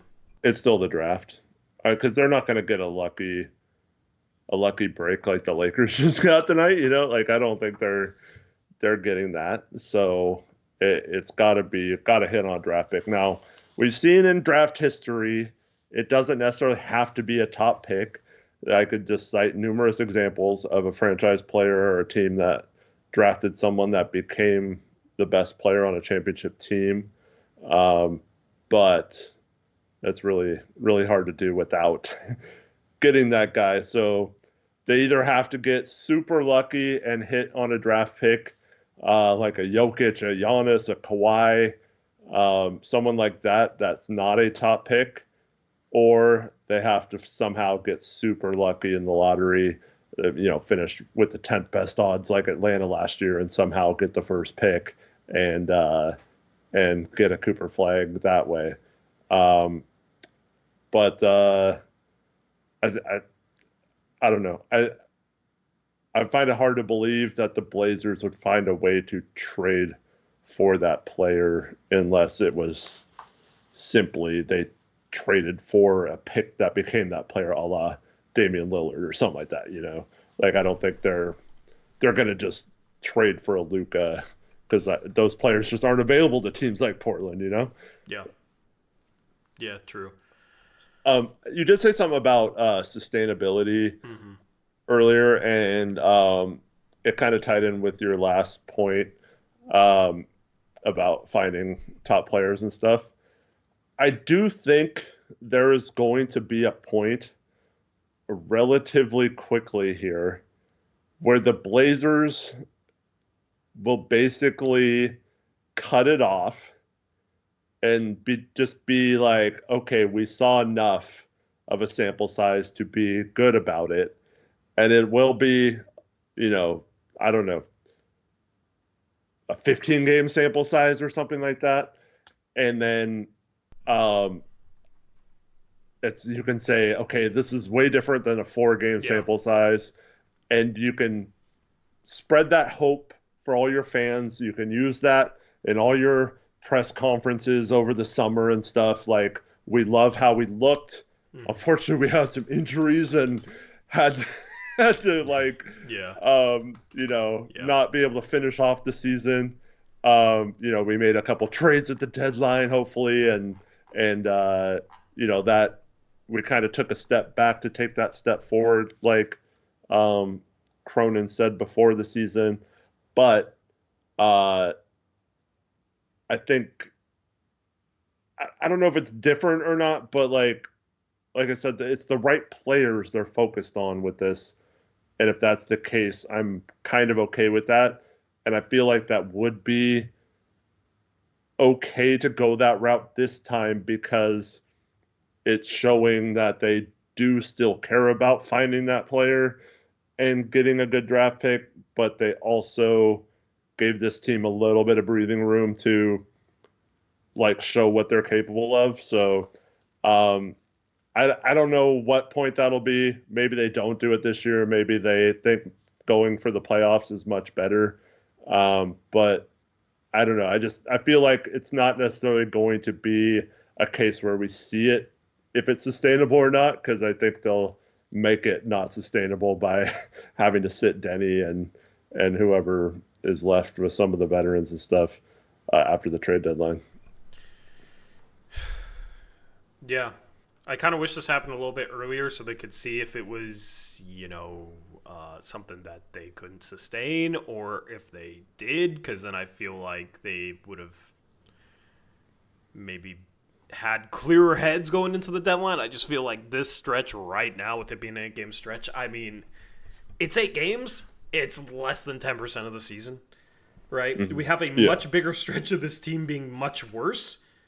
Yeah. So I just that's not to downplay the stretch. The stretch is great, and I believe they're figuring things out. It's just to put proper context in place. This is only an 8-game stretch. They've played 49 games on the season. So it's like, if you base everything off, 8%, 8 is what? 8 divided by 49. That's like a sixth. So 16% of the season. If you base everything off 16% of the season, it's probably not the wisest thing. So at this point, we're just waiting for the trade deadline, man. That's where we're at. We had some freaking fireworks tonight. The trade deadline is in 5 days. We'll be live streaming the morning of the trade deadline, February 6th. So please join us for that. We also will probably have a preview stream the night before on Wednesday. So make sure you tune in to the channel, subscribe, click the bell so you're notified. You can join our Discord. We tag everybody in our Discord as well when we go live, but you don't want to miss that trade deadline stream. I wish this trade happened, another trade deadline stream, but we we went live right after because we had the post We game. still wouldn't have believed it, bro. Like, if this happened in the middle of the day and it was real, I probably would have went live. Like, yeah, this is okay, yeah. shocking enough, you know? But, yeah, we'll be live streaming the morning of the trade deadline, going live at about 8 a.m. Pacific time, so make sure you tune in with us. I was working with Chris today developing the whole production for that, so make sure you set a reminder. You can basically put on the stream and go do whatever, you know, work. You can put it on the background. We have live Twitter feeds. We'll react to everything. You don't have to refresh stuff, so you can just listen to us and know what's happening the moment it happens and participate in the live chat. That's always fun, so we do hope to see you all there on February 6th. Yep. This is too much for the deadline stream. It was a literal nuclear bomb. Yeah, I mean, we'd have been sitting there like, no, he's hacked. That's fake. That's fake. That's fake. And then he has the tweet like, yes, this is real. And I was like, oh, see, that shows that it's fake. Like, that's what a hacker would say. Yes, this is real. Yeah. Also, this is the other thing about a small sample size. The rest of the league hasn't had a chance to adjust to what the Blazers have been doing yet. And it's really hard to do that in the middle of a season. So once they do, like, that's why game on Monday will be a little interesting with the Suns to see how different they play us, how they look compared to tonight on the second night of a back-to-back. So the question is, are the things we talked about, the fast break offense being nice, the transition defense being nice, are those things sustainable through teams trying to make that different? So we'll have to see, because like teams aren't used to having to get back fast on the Blazers because they've never played fast. It is a little bit of, if you cut it off at too small of a sample size, will you still be wondering if Chauncey can still make adjustments from here, or is he just like, okay, this team's fine, like this is how we're going to play? Because I feel like he has done that a little bit, where he just kind of rests on his laurels when they have a good stretch, and then they don't ever change anything, and then you're still running the stupid matchup zone like 3 seasons in, when it hasn't worked since the first season for a few games. And so hopefully that's not the case. Hopefully Chauncey's showing that he can be a good coach, especially if he's kept around longer than the end of this season. Yeah. It's funny because right before the stretch, I was like, maybe he's not a lame duck head coach. Maybe he's not. I've been saying he's going to coach for his job. There's no reason for him not to. But I at the start of the season, I'm like, yeah, this has to be a lame duck year for Chauncey, right? There's no way they bring him back. And then lately, it's just like, yeah, maybe, I don't know. Like, this team has never chosen a direction, so who's to say they would have chosen that they're moving on from Chauncey by now?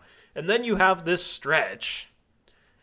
I fully expect the Blazers, they have an option for him next year, right? Yep. They could just assuming they don't completely crash out of this stretch. I expect Chauncey to crash out. I expect Chauncey to be back next year. Would you put it past them to be like, okay, you've proven you're a good coach, we'll pick up your option for next year. Go ahead and crash out now? I just mean like, what do you mean? I don't really understand the context. Well, I'm just saying, like, maybe they'd be fine with Chauncey, like, sucking the rest of the year, like, at this point. Well, yeah, if they're trying to tank, yeah, I mean, maybe.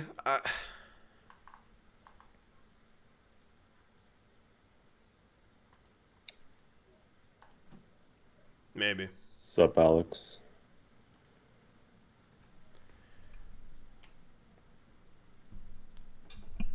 Man, Blazers are playing so fun, man. It's what we wanted, Tori. Yeah.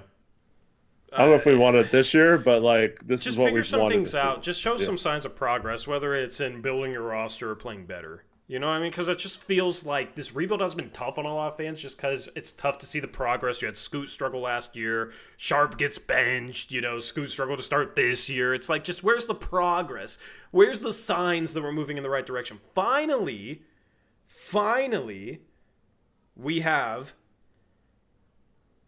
some positive direction here. Finally, we have the Blazers playing good basketball. Now, it would be a little bit better if it was moving the right people, but I'll take this as well, man. I mean, you know, the start of the streak, I was kind of bummed with the way they were winning games because it's like, man, the only thing that's going to save us is ping pong balls, and the Blazers have tanked every single year.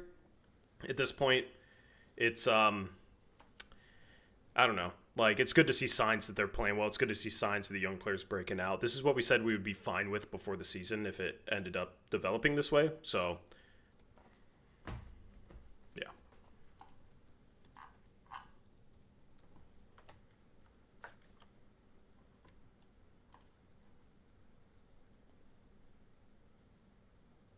Yeah, no fake trades. All right, real quick before we get into the back into the Luka trade, I just want to say something. And for those of you who always have to get mad at us for these takes, whatever. Is there somebody getting mad in the chat? No, I'm just saying. Yeah. There's probably someone that's about to say it. Maybe one person. Yeah. Why do you guys care about think getting our second round pick in the Dame trade back? What does it matter if we didn't get that pick? You know, like that kind of crap. You know, those type of people, right? So, the Blazers have been terrible for a few years, and Utah is doing something today that good GMs in the situation like the Portland Trailblazers do. They got 3 second-round picks, 3 second-round picks, a couple expiring contracts, so it doesn't even matter for them, and a player that was just taken in the teens a couple drafts ago. Who cares if you think Hutchifino is good or not? His contract's pretty small, and it's just you've got a young player for free. Like, they got 3 second-round picks today and a young player just because their salary cap situation is set up in a positive way. Whereas we can't do stuff like that because we're a rebuilding team with a super high salary that's still close enough to the tax where we can't take on players. And it's not about necessarily the second-round picks, although getting 3 for nothing is really nice, but it's just about other things too. Like, we couldn't even have made a trade like Utah made this morning with Drew Eubanks and Patty Mills going out because we can't take on that much salary and stay under the tax. So, like, even if we had a trade right now for someone like Jeremy Grant, it limits how much you can take back and stuff, and teams are willing to give up because we can't go over that tax line. So that's why we harp on this so much, to get our salary cap in a better position. Yeah. And to anybody that says good GMs don't get Denny and Tamani, come on. Bad GMs can make good moves. Good GMs can make bad moves. There's GMs out there that'll trade Luka for Anthony Davis. You know what I mean? So it's not all black and white. Just because you get Tamani in the Ayton trade doesn't automatically mean every move is good and you're a good GM now. Yay, you have a lifetime pass. Like, let's not simplify things, okay? Getting Tamani in the Ayton trade was a good deal. He also drafted Ryan Rupert over him. It's funny how, like, everybody forgets he drafted Ryan Rupert and Chris Murray over him. Right? So, okay, good. He realized, oh, Tamani had a good summer league. He looks like a good prospect. We're going to get him back in the Ayton trade. Props. I gave him props for that. That was the most props I gave for him out of, like, the entire Dame thing. You can go watch my reaction to the Ayton trade. You can see that I was excited that they got Tamani Kamara in that trade. Okay? Denny, I like that trade too. I thought that was a good move. Those are the best 2 things that he's done in his tenure as Blazer GM. And I supported both of them. I still don't think he's a good GM. I still don't think he's a good GM. So it's not completely black and white. There's a ton of context and nuance that goes into everything. And I just feel like when discussing sports, when discussing GMs, too often we get caught with this GM's a good GM all the time or this GM's a bad GM all the time. Cronin is capable of making a good move. That doesn't mean I automatically think he's a good GM. Now, the thing is, yeah, me and Eric were the people that told you we really liked Avdia and we really liked Kamara. So there was a lot of people that never heard of those. Exactly. And we were sitting there saying Tamani's a really good pickup in this trade. So we've been right on enough. I feel like we have a good enough track record to sit here and criticize. Okay. I'm just gonna say this. I really wanted to tweet this earlier. I forgot. But I have to say it. On Thursday, we are likely to hear several Blazer media members blame the new CBA for the reason why we couldn't get many deals done. Okay? Mm. And it's already being set up that way. I've already heard some of them saying it. The CBA is going to be the reason. It's just going to make trades so difficult. And people don't want contracts like Jeremy Grant and all this kind of stuff. Okay? One, don't let them off the hook for Joe Cronin being the reason we have those salaries on our roster right now and are in a position to not be able to trade them under the new CBA. And two, this is exactly why you have to have had to set up your roster and your salary cap situation to take advantage of the CBA, not be stuck with the CBA. And there's a clear line of demarcation between the GMs who get that and those that don't right now in the NBA. And the ones that don't are going to make these excuses about how the new CBA limits what they can do instead of taking advantage of it and being those teams that get to reap the rewards of all of these teams that have to cut salary. We talked about this. There is no way a GM that knows what they're doing, that is competent, could not have seen how this new CBA was going to play out. Like, if you and I knew it, Tori, Yeah. how did Cronin not know that? You know, like, why would he set up our situation with all these big contracts and right up against the tax line for years and not make major moves to get expiring contracts and things that would have cleared the deck to be able to take advantage of this? It just lacked foresight. So for me, Cronin can make good moves. He can still find his way out of it if he makes good moves with the things he has to, the players he has to trade. Sure, he can still come out of it looking great. And, you know, his core five that we talked about could end up being really good. And it doesn't matter that he didn't take advantage of some of these things because maybe Scoot and Sharp and stuff develop into players that we are hoping they be. And he just looks awesome because it happened. But to me, it'll always come back to he preached flexibility and salary cap stuff a few years ago when he made a bunch of trades, then did nothing with that really.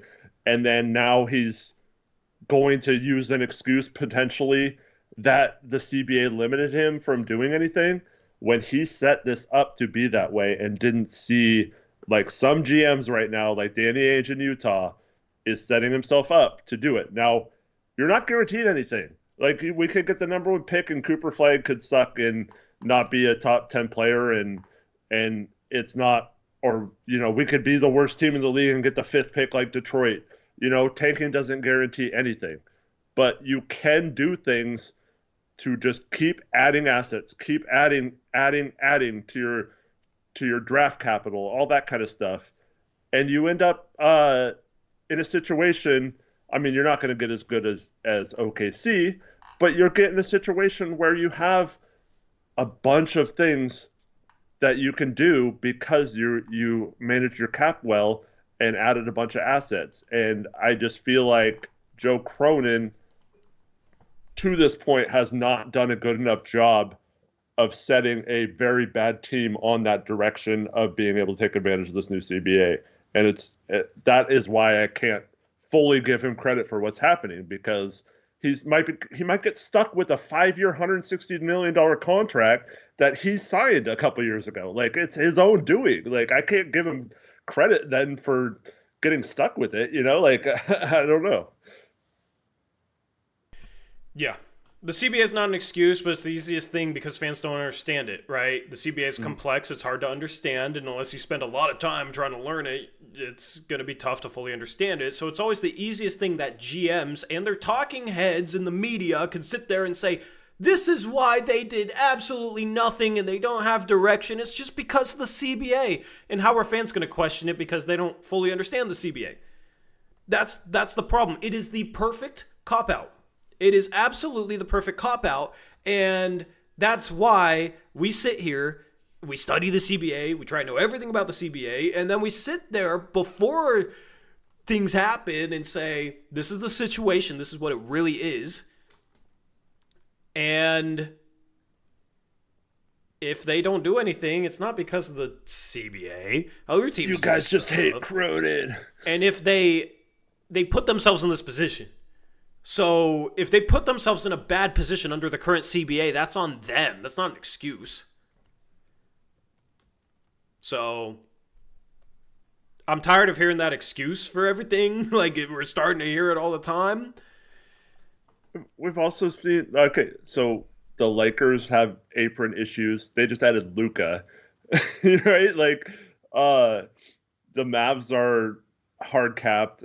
Clippers are hard capped. They just made a move today, just gave up a second round pick to get some space.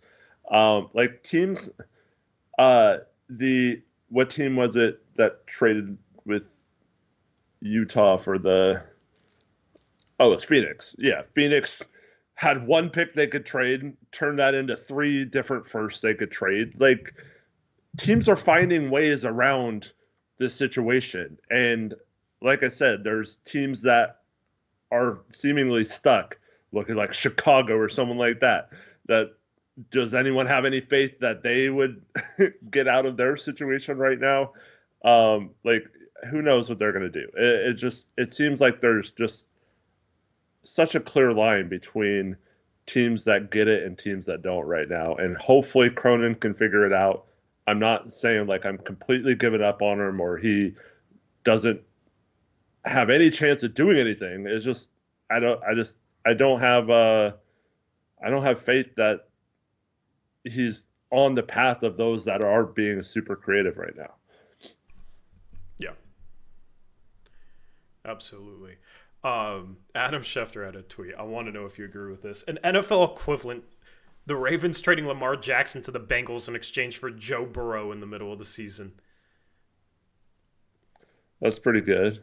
Yeah, that's pretty good. I think it would be Joe Burrow for like an older, worse quarterback. Would be a better comparison because like the Bengals lost in the Super Bowl somewhat recently, right? The Mavs did. Yeah. They didn't even make the playoffs.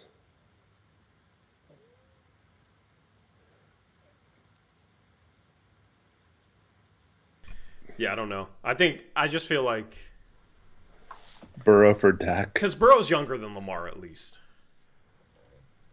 So, I don't know. Yeah, Burrow for Dak. Yeah, there you go. Burrow for Dak. Although, I feel like that's a little disrespectful to AD. It's hard to come up with a comparison. Yeah.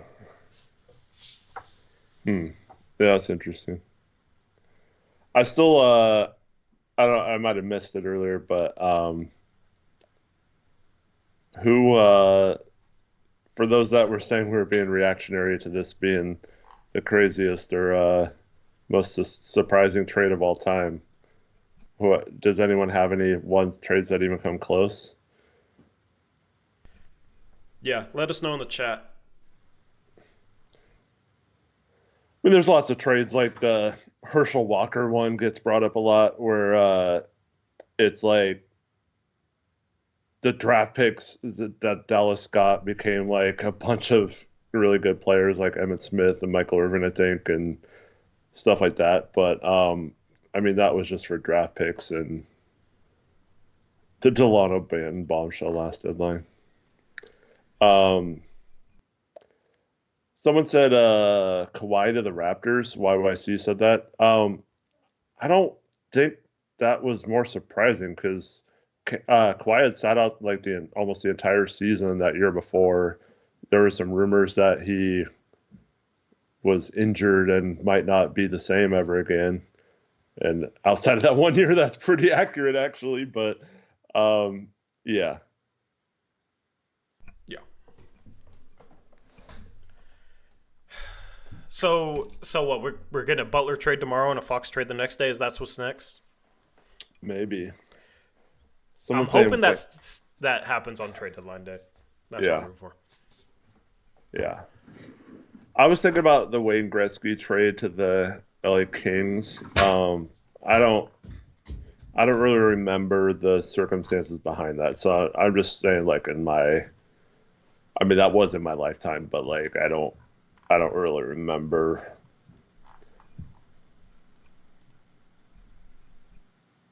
the circumstances behind it or if it was rumored or anything beforehand.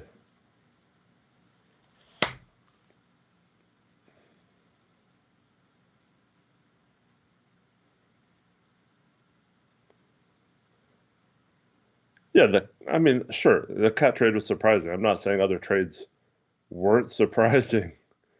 Ruth to the Yankees was a little before my time, buddy. I know I'm old, but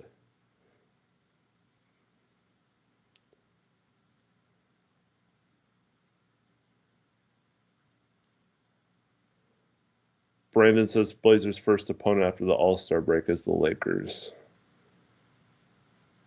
You're muted if you. I know. Yeah. Okay. I know. Dealing with some crap. But, okay. Sorry. Yeah, that's fine. Have you heard about the team meeting where all the players had a team meeting and everyone agreed to be more accountable, and that's made people more vocal defensively, and that's building great chemistry? When did that meeting happen? Like right before the stretch? Because they've had team meetings before where they've addressed the elephant and this and that, and it hasn't changed stuff like this. So Paul George to OKC was similar. No one knew about it all before it happened and was for a package people thought was not enough. Nobody thought that wasn't who thought that was not enough for PG? That was an absolute haul. That was a shocking trade for sure, but it kind of made sense with like OKC hit the rebuild button. So it's like they made that trade because they went in a new direction. Like, okay, that's justification. The Mavs aren't going in a rebuild direction. Otherwise, they wouldn't have traded him for AD. So it's like, that's shocking. And Luka's 25 in the core, and PG was like the number 2 guy to Russ, and you know what I mean, and not as good as Luka. So I don't think that's to OKC from Indiana. Oh well, he wanted out of Indiana, so it wasn't enough. I don't think it was enough for PG, Sabonis, and Oladipo. Oladipo. I mean, both those guys ended up being All-Stars after that, right? Did Oladipo make an All-Star game? Yeah. Yeah, so both those guys ended up being All-Stars after that. At the time, though, Sabonis wasn't, like, highly sought after. But, yeah, like, nothing compares to this deal. Nothing compares to this deal. Because Paul George didn't want to be in Indiana, and we heard rumblings after a while. Like, throughout that, so. Luka, so did the Hawks win that Trey and Luka trade? I still say no, because they could have just stayed at 3 and drafted Luka. And then traded him for AD themselves. Would the Hawks trade Trae Young for AD?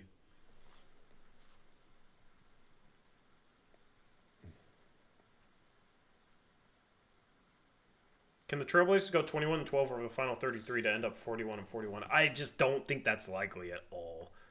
They're next. They they could, but Phoenix, Indiana, Sacramento. They have a ton of road games after that, right?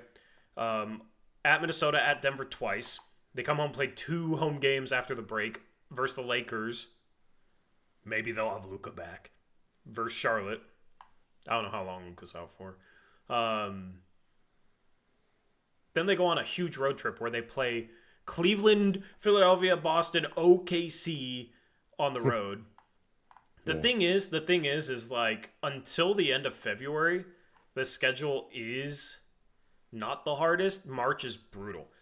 So they got, home games against Phoenix, Indiana, Sacramento. They can win all those games with the way they're playing. And then the 3 road games before the break are going to be interesting at Minnesota and at Denver twice.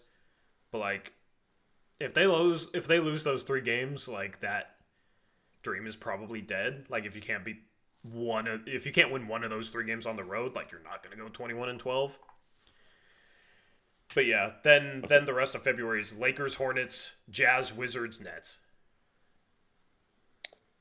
All right, you guys in chat are listing surprising things that happened. We're specifically talking about trades, but yes, Jordan quitting to play baseball and Magic Johnson announcing he had HIV and wasn't going to be able to play. Like those were 2 very surprising things that probably more surprising than this. But if I had to guess, the rest of the month they got 11 games left, Eric. I guess they go 7-4, which would put them at 27-33. They're still 6 games below 500. March, I feel like they go below 500. Like I said, they play Cleveland. They play Philadelphia, if healthy, is a solid team, especially at home. The Blazers on the road. They play at Celtics, at the Thunder. They play at home versus the Pistons. They play at the Warriors. They play at home versus the Knicks. They play at home versus the Raptors, who have been playing really good, maybe just as good as the Blazers lately. They've been really good. They got a home game against the Wizards that season, but then Grizzlies, Nuggets, Celtics, Cavs all at home, but 4 tough opponents. At the Kings, at the Knicks. Like, that's not an easy month. And you got to win a lot of those games. I'm just not there. At this point, I would probably say 35 wins. They're 9 games below 500. I still feel like it's more likely they go below 500 the rest of the year. But, could be wrong.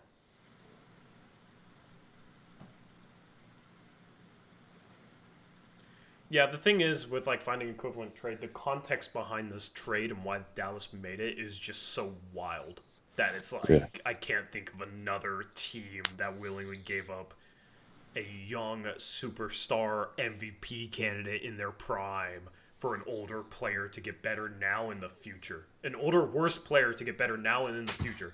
Because he's older, how do you get better in the future? He's worse, how do you get better now?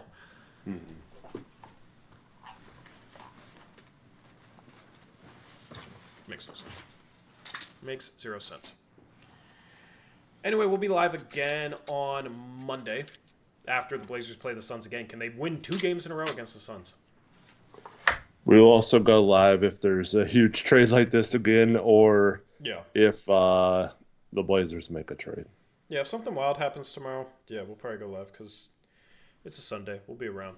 Taylor Packer says, now that we are seeing Scoot start to pop, show some impressive floor general skills with scoring to boot. What do we think about his ceiling? I still think he can become an all-star, man. I think all-star is definitely, like, his ceiling's at least being an all-star.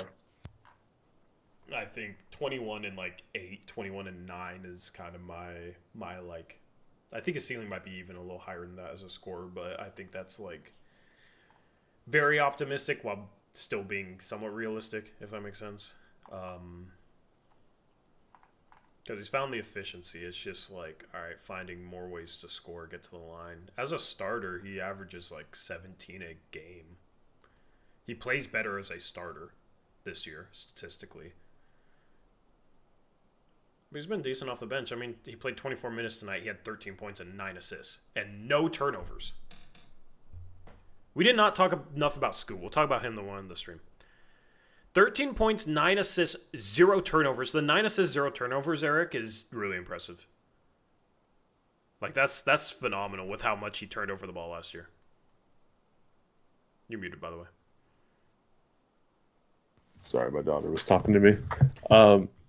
Yeah, Scoot was awesome, dude. Some of the passes he made, he had a really nice drive, good decision to drive and shoot it when he had been passing a lot, which is cool to see. The one where he drove in and looked like he was going to shoot it in the last second, dumped it off to Ayton, cutting down the baseline. That was awesome too. But I really liked his tenacity on defense again, and man, just really just I cannot believe we're watching the same player right now. Like, Yeah, because remember last year's like games we'd be competitive in, we'd look at him and he's like minus 12 in 10 minutes in the first half. You know, I mean, like when he was on the floor, the team was much worse. Lately, he's having some insane games in terms of like plus minus. Today in 24 minutes, he was a plus 31. The Blazers outscored the Suns by 31 points in the 24 minutes Scoot was on the floor. That's half the game. Yeah. And, you know, if he wasn't playing well, like, oh, yeah, that's coincidence. He's having a lot of these games where the Blazers are playing really well when he's on the floor. Mm-hmm. And he's doing it in different ways. And that's a huge positive, in my opinion. Huge positive. You know, you can't just look at like one game and plus minus and base much off of it. But when it's a continuous trend where the Blazers are outscoring teams pretty well when Scoot's on the floor, it's a good sign, especially when it's like you can look at what Scoot's doing and it's directly contributing to the Blazers playing good basketball. In this game, he wasn't that efficient, you know. 5 for 12 from the field. I mean, that's the thing is, oh, he's not that efficient because he was 5 for 12 from the field. If you just look at his field goal shooting, Eric, if you take out the game, he shot 3 shots against Charlotte. In the last 10 games, he has not shot worse than 40% from the field in any of those games. 6 for 14, 6 for 11, 8 for 15, 4 for 8, 2 for 4. He had that 1 for 3 game. 7 for 17, 4 for 7, 7 for 16, 5 for 12. He's efficient. Like, he's legitimately efficient. His turnovers, 0 tonight. You know, the game before, 7 assists with only 3 turnovers. The game before that, 6 assists with only 1 turnover. He had a 8 assist, 2 turnover game against Miami. An 8 assist, 4 turnover game, but still 2 to 1 assist to turnover ratio. So, like, his playmaking is justifying the couple of mistakes he makes trying to make plays. He has taken the leap. It's what I expected, man. Like, this is what I expected. I thought it would happen maybe a little bit sooner this year. But this is why I was preaching patience with Scoot. Because I expected this sort of performance. And there was a point earlier this year, kind of before this stretch, where I was like, I'm starting to become slightly worried, but I still think he's not that far off from contributing. Yeah, and man, what a bonus when your point guards combined for 16 assists and 1 turnover. Like, that's going to win you a lot of games. Yeah. I love the way they're moving the ball right now. Scoot's some of his passes, man, are just awesome. And I know he had one kick out pass to Anthony for a 3, but I don't feel like he the last couple of games is doing what you said a few streams ago, where he's like too focused on getting the ball to Ant. Like, I feel like he's really locked in on DA more. Oh, you're typing like a madman. Oh, I just get annoyed by comments like, you guys have 22 more hours to call Scoot a 20-year-old like it means more than anything on earth. Okay, you're just being an asshole. He's young. That's the point. That's why you should have patience. You should not be leaving that comment because, if anything, my calls for patience are being completely justified lately. And are proven that, yeah, we should have been patient with Scoot. He's still only 20, even if he has 22 hours left. But acting like it means more than anything on earth. Dude, he's young. He's young, learning how to play in the NBA as a point guard. And he's shown tremendous growth over the past calendar year. Tremendous, like as much growth as you could want to see out of him. So I just don't understand that type of comment. Kind of snarky for no reason. Anyway.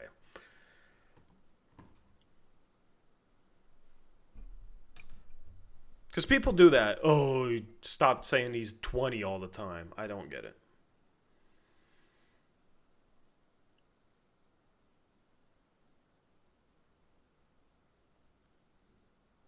I'll say he's 21 for a whole year all the time when people start freaking out about how he's a bust. The comment says, like, no 19-year-old has ever been good ever. Okay, if there's a good 19-year-old, that doesn't mean that you have to be impatient with every 19-year-old. What are you talking about? This doesn't make sense. Like, just have some common sense. Please, like, just because Luka was great his rookie year doesn't mean that if somebody's not great their rookie year, they're automatically a bust. That's the entire conversation. That's the entire point. Like, the Scoot conversations legitimately annoyed me last year with the way people freaked out about him, the way people already wrote him off. Like, was the worst thing about last season. Part of it sucked because I really wanted him to break out and look good. And he did struggle last season as a rookie, but we gotta retain some sort of common sense when we're talking about a rookie who was 19, turned 20, learning how to be a point guard in the league. We've seen a ton of players have bad rookie seasons and become stars later on. The thing is, this second-year jump that Scoot is showing right now is a second-year jump that a lot of those players that were really bad their rookie seasons took in their second year. So it kind of mirrors some guys that became really good players and stars. So we would always reference guys that were really bad their rookie year as reasons you should be patient. People say, Scoot's even worse. Everybody's path is different.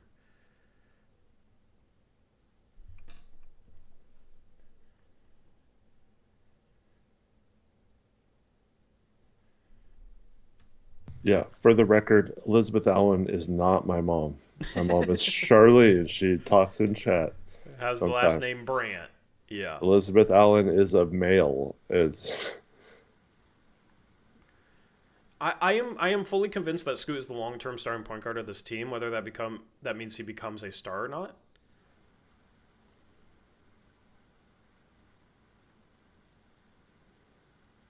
Like, he can be a solid starting point guard and maybe don't become a star, but can still be the starting point guard. You know what I mean? Yeah. Are you there with him at this point? I'm getting there, yeah. Can't believe it's happened so fast, but yeah, I'm there. I think he's he's been a solid starting point guard for a while now. Mm-hmm. You know? I mean, even on the season, like, you take a guy who's like, okay efficiency, averages 7 assists per 36 with 3.7 turnovers, 17 points per game on like 55 true shooting percentage. Like, yeah, that's not great. But you got to think about it. I mean, those numbers are much worse. Yeah, like, that's including at the start of the season where he was still really struggling, right? If you just look at it when he started to take off, right? But, like, I try and take everything into account. 36% from 3 on the season. 2-point percentage jumped from 41.6 to 47.5. True shooting percentage jumped 6 points. It's just like, all right, what about another 2 years? You know, if he's developing like this in the past year, what is he going to look like 2 years from now? That's what gets me really excited. Mm-hmm. And I think he is the guy that could become on this roster. A lot of people thought it was Sharp. I just think Scoot's creation ability, playmaking ability, gives him maybe a better chance than Sharp to become like the bona fide star. Hopefully both of them become bona fide stars, and you don't even have to say it's one or the other. That is the dream. That is the hope. That is the one thing that can save the Blazers if they can't draft a star, is you already got your stars. So, do you want to do a tankathon tonight? It's starting to feel a little weird doing tankathon. No, we got to do fun it. To do it. Yeah, let's do it quick. We'll do it, and then we'll end the stream. Yeah. I gotta work tomorrow, so. Oh, you gotta work tomorrow. Damn. I told you I was working tomorrow so I get Thursday off. Oh yeah, I thought you said you were working today. I got confused. Yeah. All right. Blazers are down to 8th odds, and they're only a game away from being 9th best odds, and they're only 2 games away from being 10th best odds. They're only 4.5 games out of the play-in. I know, like, at some point they're gonna. if they get close enough at some point, we have to start talking about it as a possibility, I guess. Like, so they're still 4.5 games out, and like that's behind 11th place. They're still 2.5 behind 12th place, so like those teams get hot. Even if the Blazers go 500, I don't think it will be good enough to get 10th place. I think you'll have 10 teams above 500 in the West this year. Right now, you got 11 teams at 500 or better. So it's going to be really hard to make up that gap. It's going to be really difficult. I still think there's less than a 8%. I'd say there's maybe like a 5 to 8% chance of them making the 10th seed. In terms of playing their way into the playoffs, like, I think there's like a 1% chance that they could play their way into the playoffs at this point. I don't think it's likely at all. But, like, if they get within a couple games, man, I mean, I guess we got to start talking about it, which is cool. Which is cool. We really are the Houston Rockets just 1 year later. We really are. But does anybody view Houston as a contender this year? Do you view Houston as a contender this year, Eric? Yeah, why not?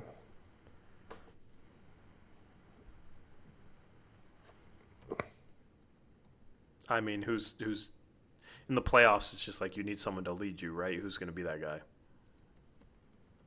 Is Şengün ready to be that guy? Amen is. Is Amen ready to be that guy? I love Amen, man, but nah, he ain't ready to be. He's still young. I just think that team is too young, and I think like if they had a star they could rely on, yes. Right now, if they were the 2 seed and faced Minnesota, I'd probably take Minnesota. If they were the 2 or the 3 seed. Minnesota lost to Washington tonight, though. Yeah, they have issues, but they've done it before. They have Anthony Edwards. Like, that's kind of, you know what I mean? It's just, when you got a guy like Anthony Edwards that can just completely take over a series, it matters. And they have experience on their side. Şengün's a star, but he's not, I wouldn't put him top 20. He's not a top 20 player. So maybe Houston is the recipe, Eric. If they are actually contenders, maybe that's your recipe. Because they'd be contenders without a top 20 player.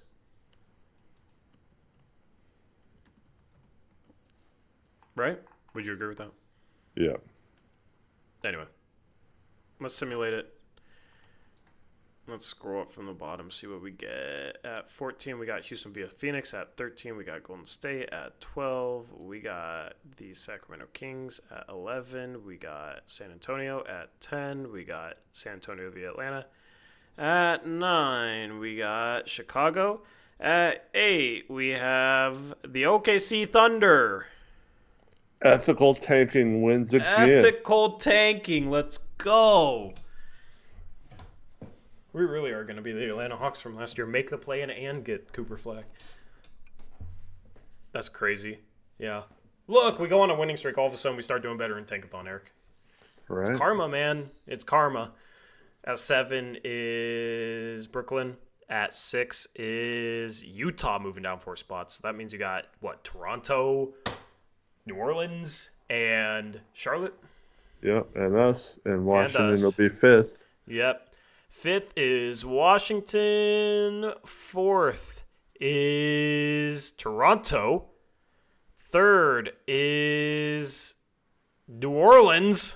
We're top 2. Can we finally win a Tankathon? What a night would it be for us to win a Tankathon finally? I don't think we've won one all season long. Luka's a Laker. Nothing makes sense anymore. And at 2 is the Portland Trailblazers. I hyped it up. Didn't happen. At 1 is the Charlotte Hornets.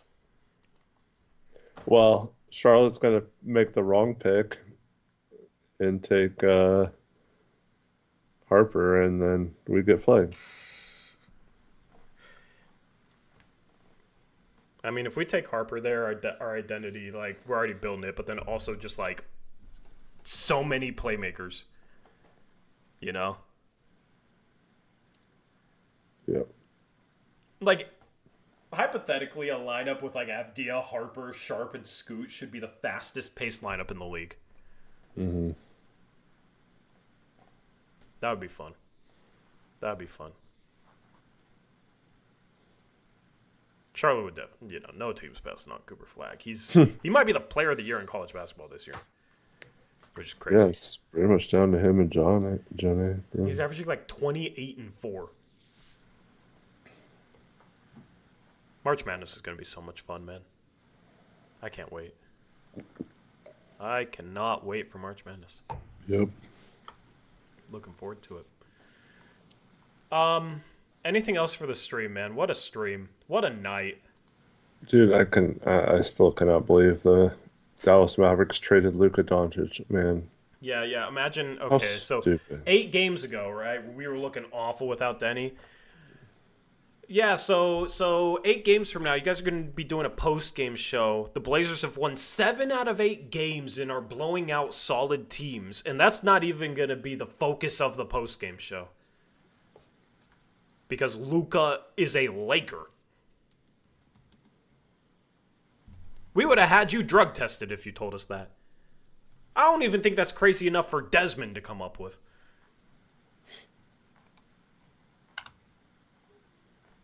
That's crazy. Definitely not.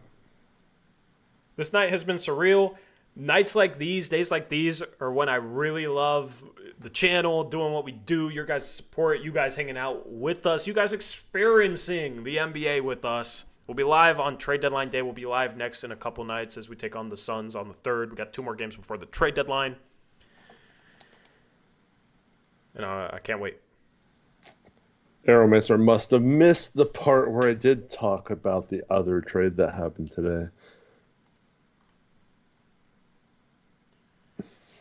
Yeah. I did make a sarcastic tweet after that trade this morning saying that was going to be the trade that breaks the dam. The what trade? Which trade did you say? Sorry, I was reading chat. The other trade today. Oh, yeah, the Eubanks trade. Yeah.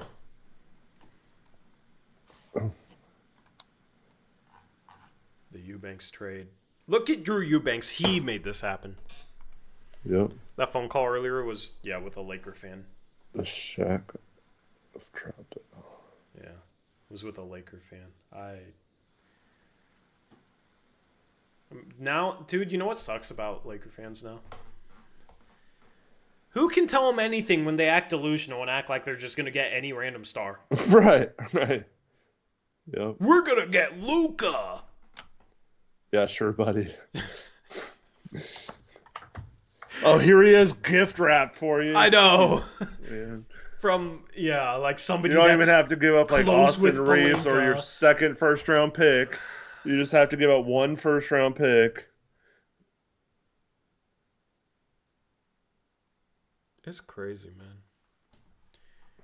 It still does not feel real. I'm going to wake up tomorrow and feel like this was a dream. Partly because I was tipsy for this entire night. I feel fever so dream. Yeah. But it just feels like a fever dream, man.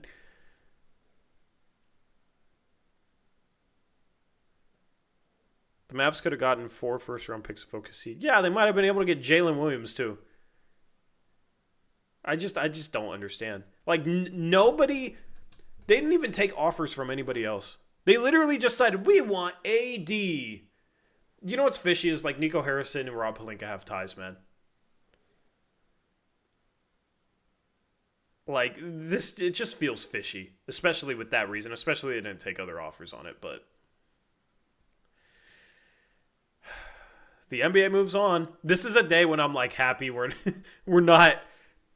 in a playoff team, like, oh, look, the Lakers get Luka. Why do we never get anyone to help Dame?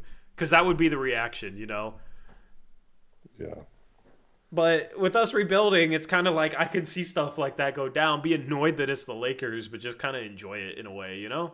That I would not be able to if we were a playoff team. So, right. That's one of the silver linings of being a rebuilding team.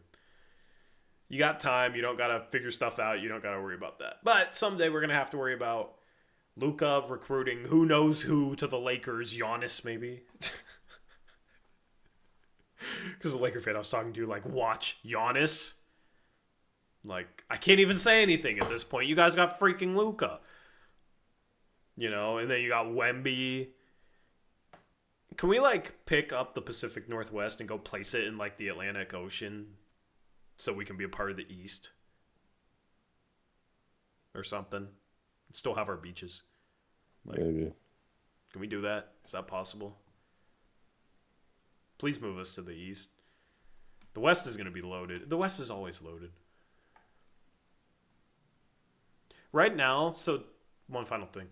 Did you see that if the NBA had a 16-team playoff that didn't divide by conferences, there would be 11 Western Conference teams and 5 Eastern Conference teams in the playoffs? Jeez. 5. Who are the 5? The Cleveland, Boston, Milwaukee, New York. And, New York. Indiana.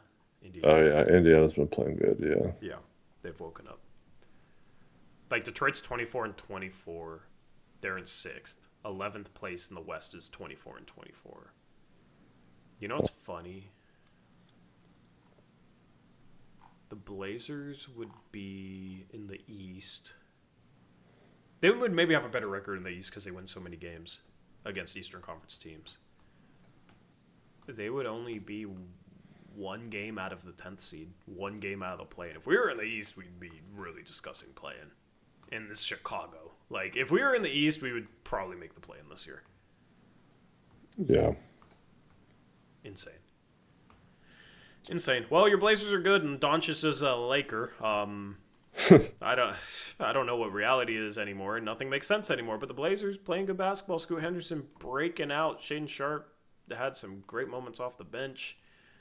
Denny Avdia continues to make an impact. Ayton woke up lately, so he's trying now. So that's cool. And we'll see what happens at the deadline. We'll be live morning of February 6th, like I said. So make sure you check in with us for what's always a fun, fantastic stream. Eric, anything else? Yeah, we have a fun 5 days ahead, like you said. There's still 2 games between now and then a third game that night on Thursday. Just join us for the ride, and can't wait to stream on Thursday. Can't wait to talk to all you guys again, and hope you all have a good rest of your weekend.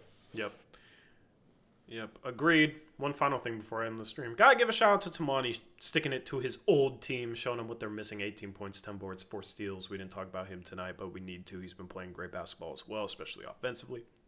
I like the way the Blazers are using him as a roll man, flaring to the middle. He's looked good in that spot. 2 for 4 from 3, 7 for 11 from the field. He continues to play really good basketball. So it's just a collective thing, man. Everybody's playing well. Everybody's playing solid. They have an identity lately.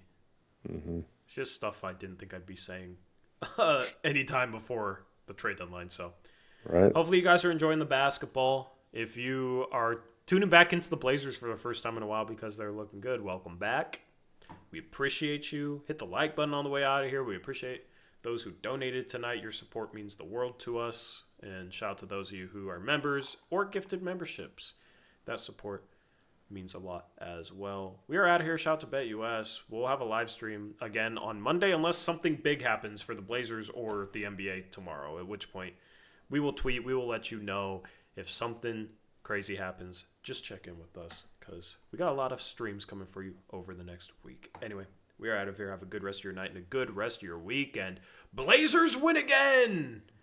The NBA is on fire. And nothing makes sense anymore, but I'll take some wins, I guess. Anyway, peace out.